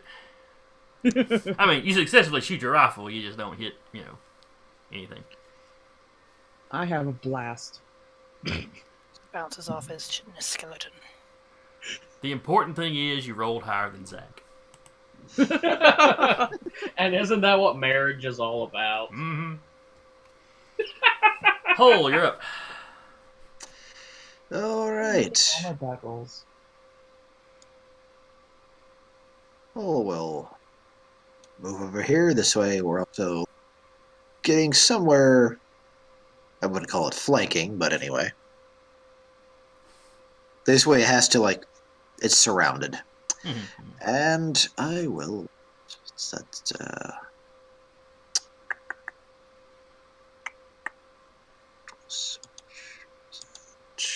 Electrical Surge, one of my prime spells, or talents in this case. Let's go to Electrical Surge. 60 feet instant. Ranged forging attack. So I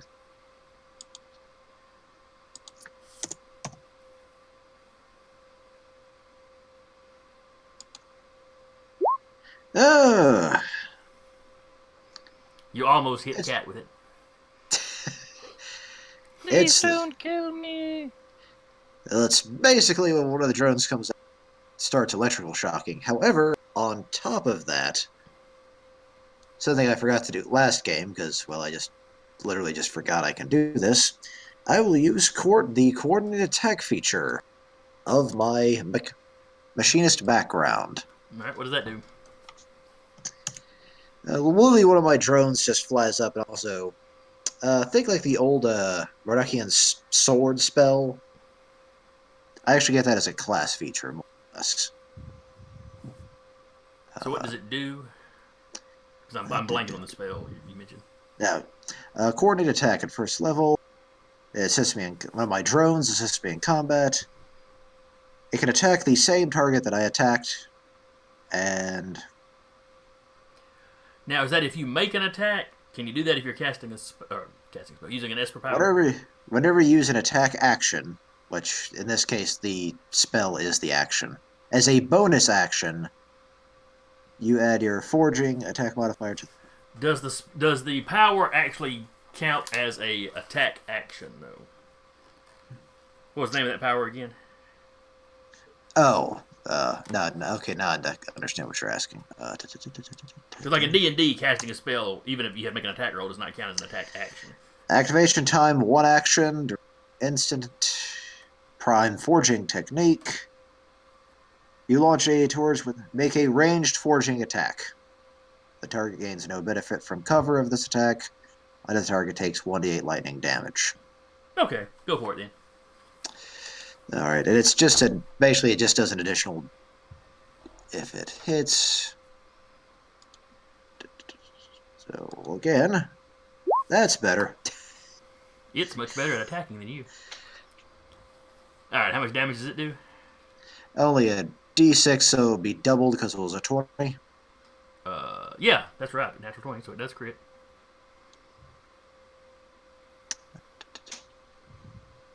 And make sure how that works. D6. I'm just double checking to make sure nothing else is added into that too. Let's see. Well, as an attack, it is a bonus action, so I wouldn't get my hopes up about too much adding in. Yeah. Don't crush my dreams just yet. Tinker. There it is, okay. Plus my wisdom modifier, so yeah. So it'll be just 2d6 plus 3 in this case. Okay. Or is it doubled because it's also... The dice are doubled, not the plus. Gotcha. So there's 1d6. Roll another d6.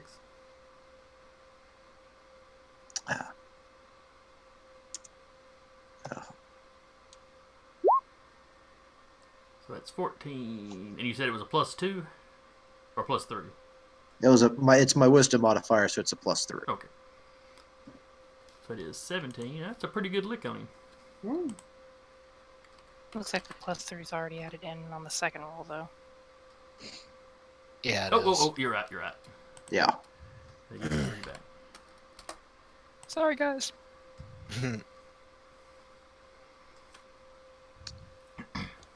And I can only do that 4 times a day at present. Okay. Well, that's not bad, though, for a first level character. Mhm. But now, it is my Pug Ugly's turn. Let's roll to see if his spit has recharged. No. Which means he must bite. Let's see. Oh, he's got reach. Oh, reach of 5 feet. Never mind.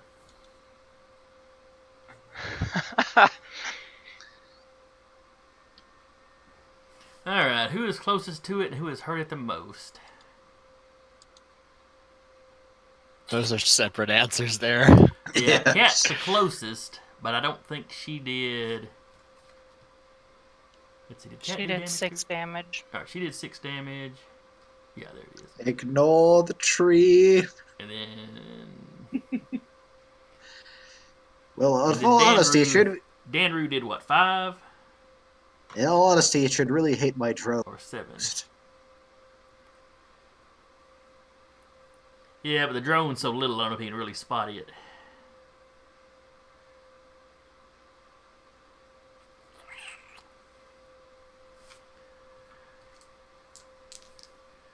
Alright, Taylor, even or odd?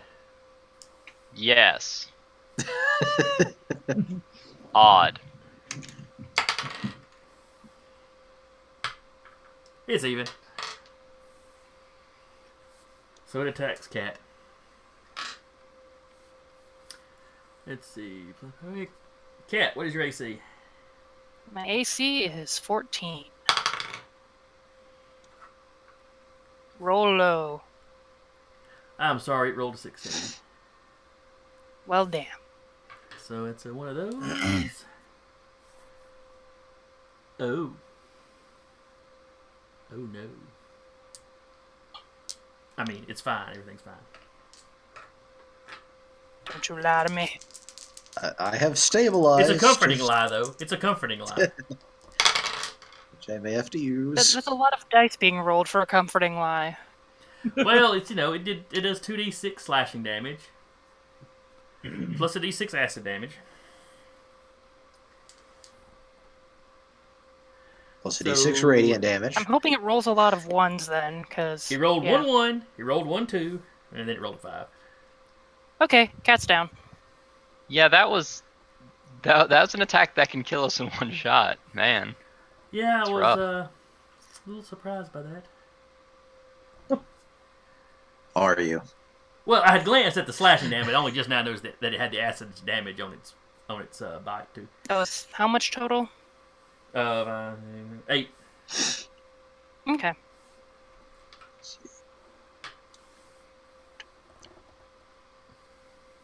I'm just gonna pop an icon by Cat to indicate that, yeah, she's floating face up in the wall.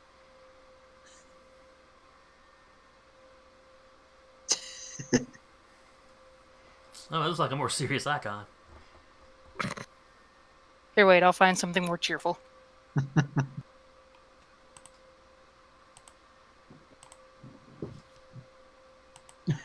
It's a rally flag of please come get me. Guys, I'm dying, please. Guys, I'm bleeding out in a river. This is not how I planned my day. No. This is not how I planned my day to go. Please save. Alright. Let's see. Does it only get one attack? Yes, it only gets one attack. And we're back at the top of the order. Yeah, Adrian, he's gonna kind of come this way, around to this tree, because those two stayed there. He doesn't want to bunch up. And yeah, he's firing another sprite beam at it, because fuck that noise. Your partner's in the water. You gotta go get her. Yeah, he's not happy. But he's also weaker than most people, and he's nearly dead from the acid spit. Come on, think of how funny it would be. Second How's episode. a 19? And it's a TPK. 19 How's a definitely 19? hits. It's for 10 force damage.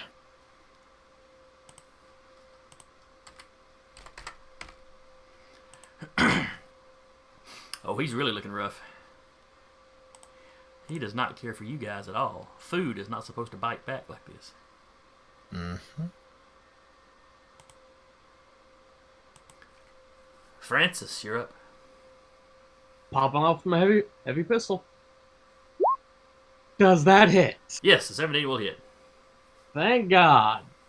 Minimum damage, minimum damage, minimum damage. You're hurting my feelings. Ah. And what's the 9? That was not minimum.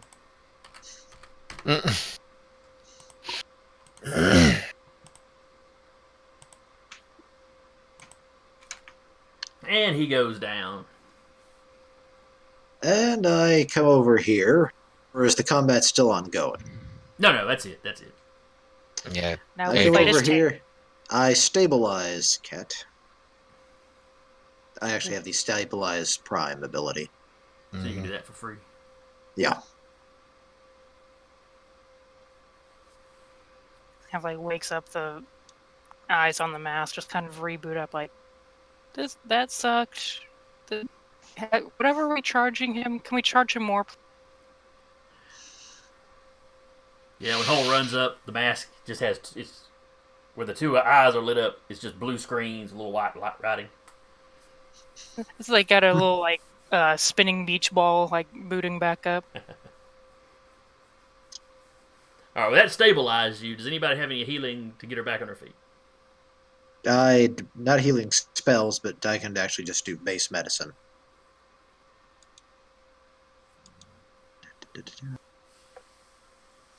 Let me double check what medkits do.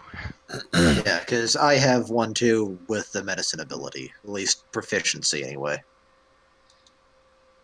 That's part of the reason why I asked if I could actually get like the access to the more or less cure light wounds of this setting if need be, because it looks like I'm going to be the healer, but anyways. Yeah, Taylor's character is essentially a space paladin. Alright. I don't know if he currently has any healing or if it comes in later, but Let's see. So, It, like almost every ability in this game, comes in after level 1. Yeah. Medkit, small pack of emergency stims and antiviral It is to help solution. stabilize. Yeah.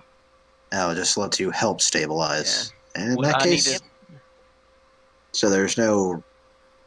It doesn't give any bonuses to medical rolls or yeah, I thought somebody did some kind of healing last game. That was me. I also did stabilize to help keep the courier alive. Okay, I was thinking somebody had given hit points back. No. No. Okay, maybe I misremembered. Did someone toss my unconscious body over your shoulders? Back to the ship. Yeah. Wait till the next day. Dandrew will just kind of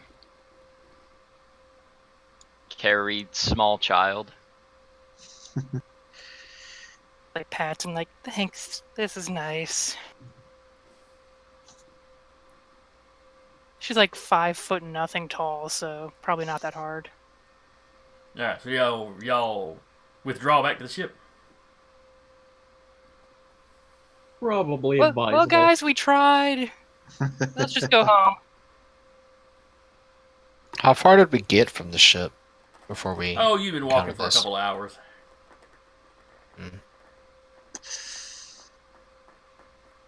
I mean, we could do a short rest, but Let's I say, don't know. yeah, Does we a short rest yeah. work the same? We could find a spot to take a short rest in and just keep watch. That seems like the better option right now, because we still need to get to where we're going. So how much can you Yeah. heal in a short rest? 1 hit die. 1 hit die plus your Constitution modifier. Which at first level is fine.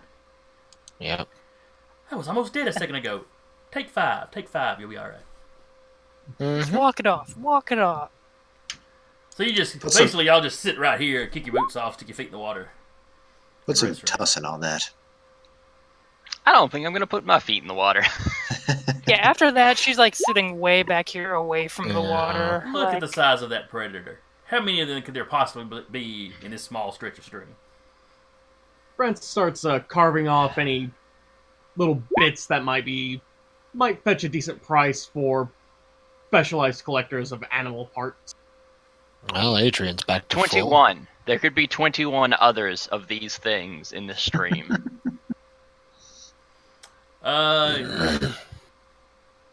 Francis takes the mandibles because they're very tusk-like. Let's see what else. The eyes are interesting, but those don't keep very well. The upper body has a lot of meat on it, so the meat might be good. You're not sure. Hey, anybody hungry? It spits acid. I'm not sure how tasty its meat might be. We might want to check it first. This is oddly tender. It's like those Self- I haven't Right. even started cooking it yet. Giant alien space lobster. We'll call it a space crawdad because it was in the stream. There we go. Gonna make space Space gumbo. crawdad boil. But no, best you can tell the meat's actually good. Cat's like, while you're cutting it apart, could you just punch it in the face for me? Sure. Thanks, man. And I roll to punch it. The face is oddly squishy compared to the rest of the body. You punch the crap out of it. But okay, y'all take a rest. Let's see. Okay, you rolled your hit die already. Mm-hmm. Yep. Okay. Y'all carry on. Let's see. Y'all landed kind of at dusk. You've walked for a couple of hours, so it's good and dark now. Yay, dark vision. Especially with you being under the canopy. Yeah. So whatever moon or stars are out, aren't really helping you any.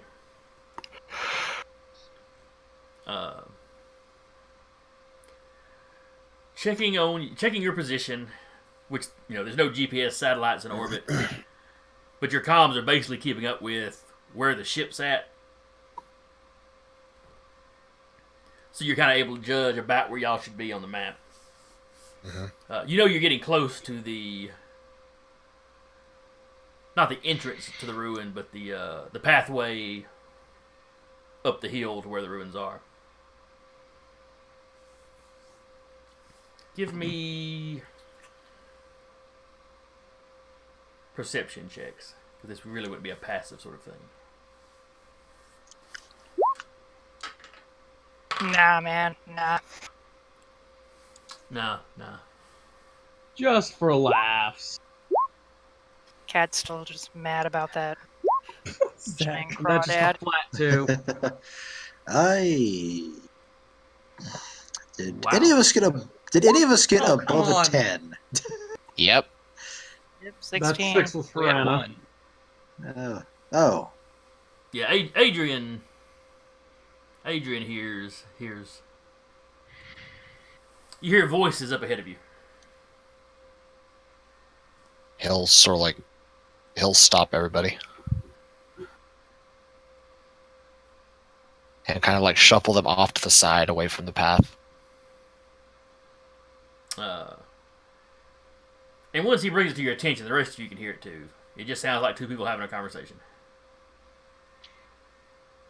Not in a language we understand. No, they are not speaking common or any of your native languages. Are they speaking lingo? No.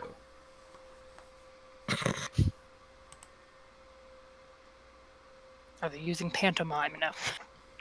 Possibly. You can't see them. Interpretive dance. Do we have interpretive dance?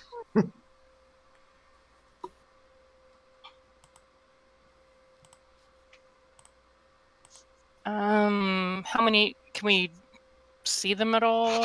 Or Not from where you're standing right here, no. Okay.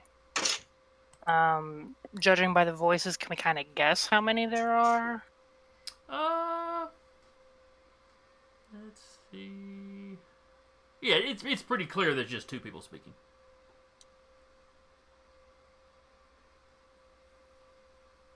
Okay, I just kind of like whisper to the other one, we should just try to go around them. Let's not try to fight anything else. They might be spitting acid. We don't know. And just as soon as you finish speaking, a hand pushes on your back and you're out in the clearing with him. No. Like, really? No, man, come on, man.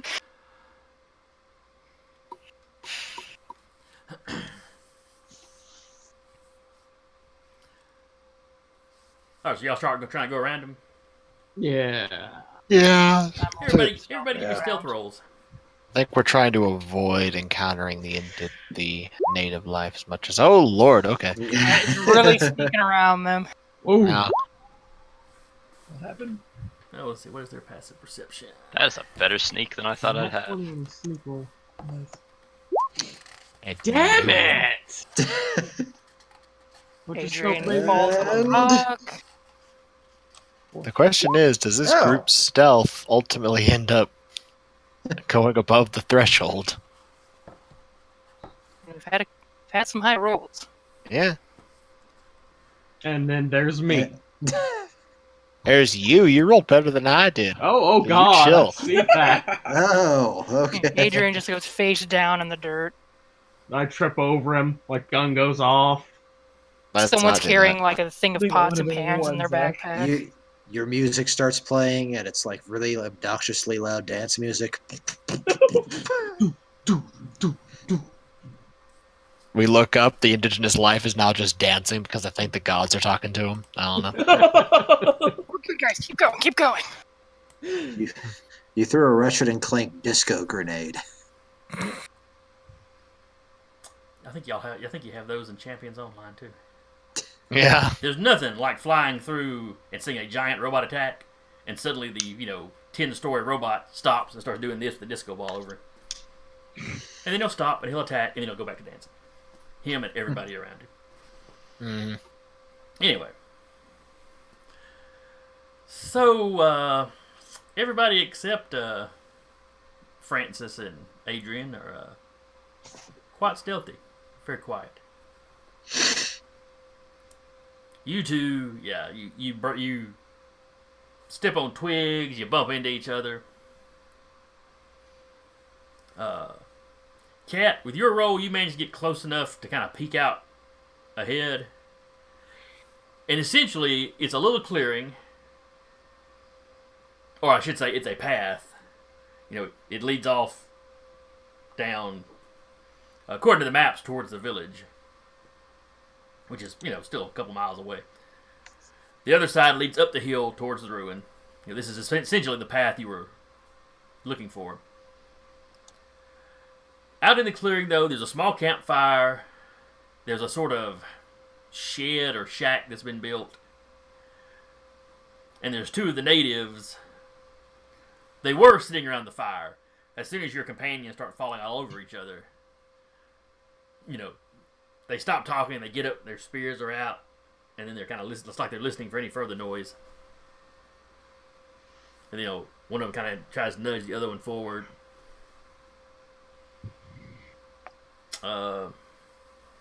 Let's see, would be. You don't have xenobiology, do you? No, I do not. I keep asking that. I'm pretty sure nobody does. I have the skill, but I have no skill in it or no proficiency in it. Well, go ahead and give me a roll with it. Okay, it is a... It'll basically be a straight intelligence, I guess. Yeah. Okay. At least I think it's intelligence. Yeah. It is. Oh, hey. Very Nice. good, though. 19. You are no expert on these people. In fact, you don't even know what the species is called now that you think about it. Calling him Bob. But you've seen pictures of them. And based on that, you would say these two probably teenagers. Maybe 20-ish. Okay. Or the equivalent. Yeah, adolescent teenagers. Yeah. Adolescent to maybe just considered fully grown. Beat the hell out of them. Get off my yard. But neither one of them seem like they really want to venture out into the woods. But they are more or less blocking the pathway up. This little guard shack was not on the map y'all had. Okay. Did that giant space crawdad make any noises when it attacked?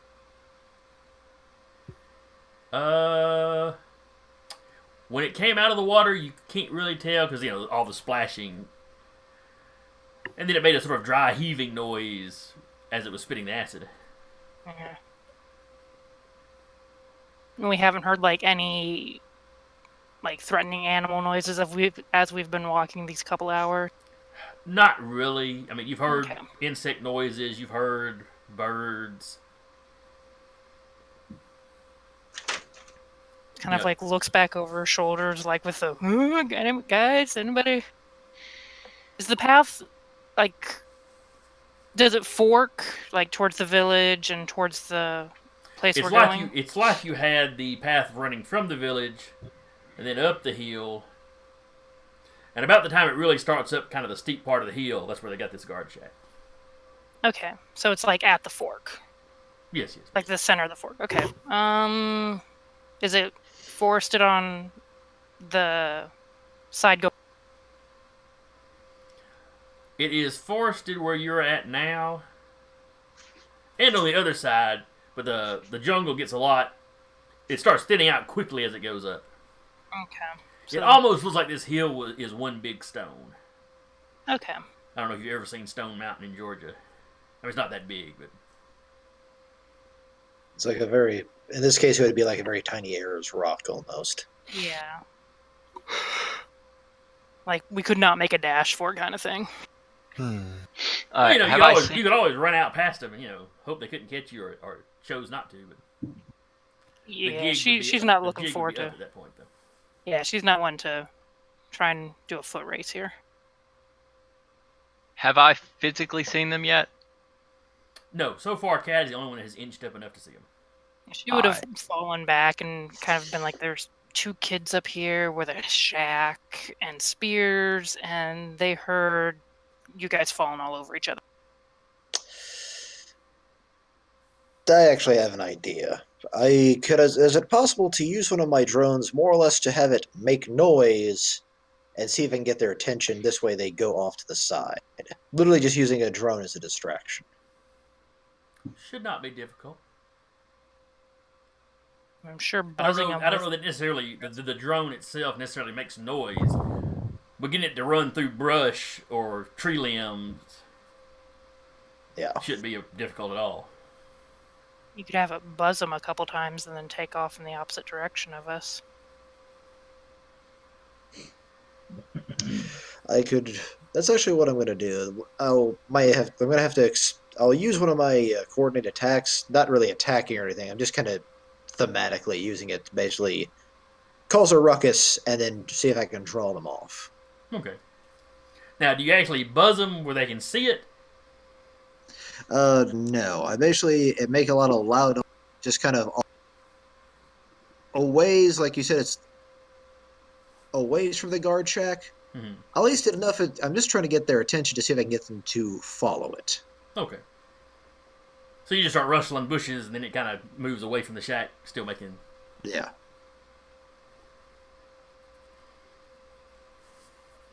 Give me...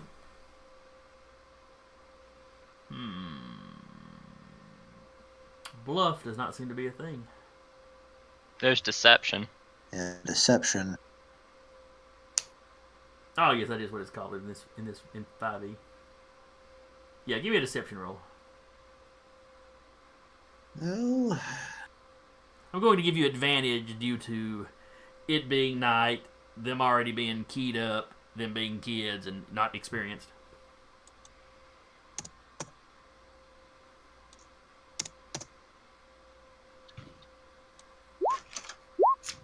that's did not work out right. Yeah, once I get the stuff on the sheet, you can actually just click advantage and it'll do the double roll. Okay. All right, so the 8 is highest, plus your deception. Which would be 0. That's a charisma, which is not my thing. And you don't have the skill. Yeah. All right. Versus...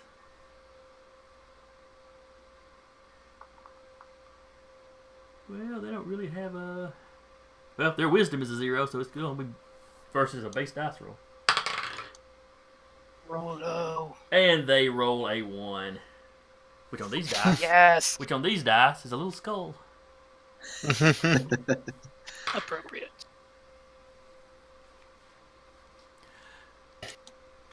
So they get up.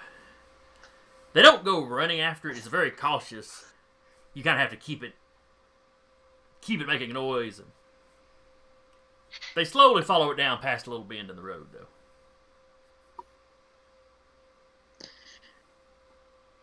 And now we move. I guess let's go. Let's see. What Adrian will do is he'll try to time his movements with the rustling of the drone noise to try to mask his movements. Okay, give me another stealth roll. Yeah. Would this be standard or at advantage? At advantage because they're distracted and a little distance off at this point. What is their passive? That's better than last time. Much better. Yeah.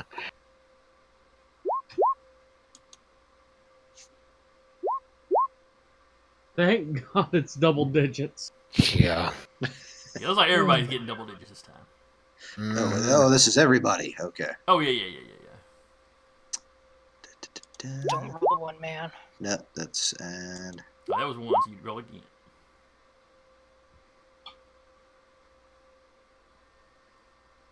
so my highest was a 9.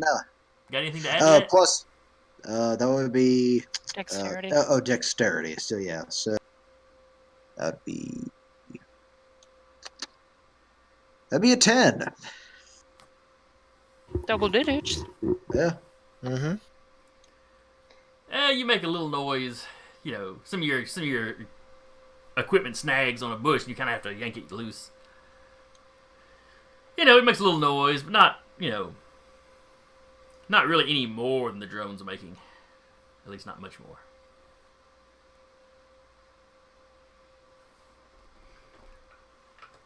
So y'all book it up the hill? Yep. Yep. Probably more stealthing up the hill than booking it, but yeah. Power We're heading walking. in that direction. What is your... On the way, Kat would kind of look around to make sure there's no obvious, log traps or anything like that. What is y'all's passive perceptions? I think 13 is the highest. Yeah. Well, he rolled a 5, so... Y'all hear a little gasp behind you. You turn around, and one of the guards had apparently come back to investigate that noise, and sees all of y'all going up the hill.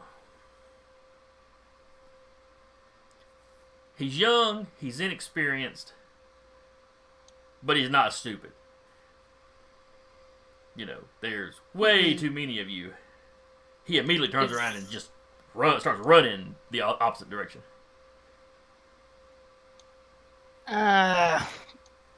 Kat's gonna try and tackle him to stop him because she figures he's probably gonna try and go back and get other people.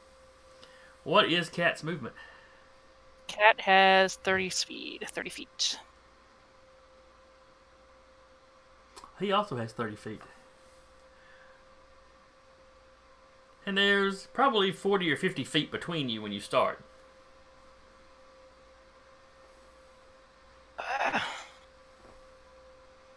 I mean, you can keep up with him, no problem, but overtaking him is going to be difficult. Not gonna happen. Even with like a dash or a double dash, ain't gonna happen. Danru is amazed that through 30 foot of jungle foliage we've been spotted. Y'all got out of the foliage at that point, and we're going up the path at this point.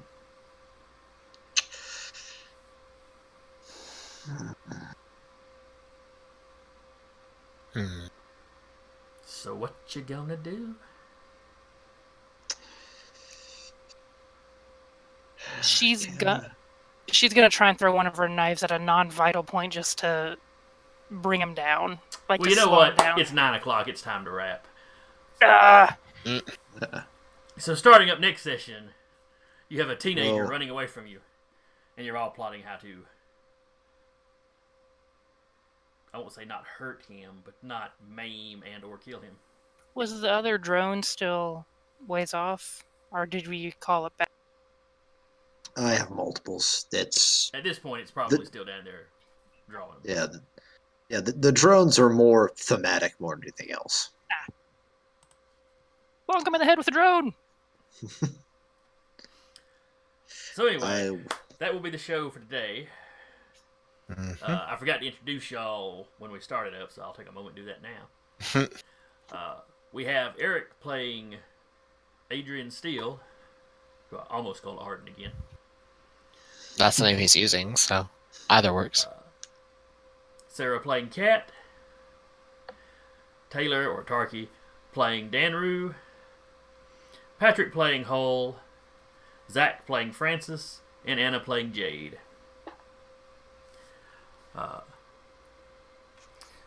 Thank all y'all for watching. I hope you had a good time. I hope you'll show up next week when we do this again. It'll be our 3rd episode. And I don't know. I'm looking forward to it. Get to think possibly today- injure a teenager. Who doesn't want to beat a teenager every now and then? Every now and then. Every day. Get off Well- my lawn with extreme prejudice. Well, Zach, from a professional standpoint, you're bound to want to. Though, do you work with teenagers, or are you younger than that? Teenagers. High school. Oh, fine. My wife gets the cute, adorable little elementary school kids who are adorable, yet frustrated. I mean, to be fair, I'd rather deal with teenage drama than a lot of vomit. Yeah. I don't know. First we At least choose vomit, one, you yeah. mop it up and it's done. Yeah. I'm just saying. Oh, and you should have leveled. Oh! I will double check and make sure, but I believe that last fight would have had y'all level. Question on leveling then. Will we take a fresh HP, or what do you want to do with that? Since some of us are still in. Just add the extra dice that you get. Okay. Just add that to it. Alright, but like, if, say we're at 10 health points is our max, we're at 6, just take 4 off our new total. Yeah. Okay, cool. Hey, I get added powers now. I can disengage. That would have been very useful. Everybody gets new wonderful things. I get. Let's see, where is. Somebody on Twitch is asking us what's with this vomit talk. We were discussing the pros and cons of dealing with high school kids versus elementary children. Ooh, I get a flamethrower. No. Good grief. But anyway, we're going to log off now. We will see y'all next week. Yep. Bye. See you. Good night.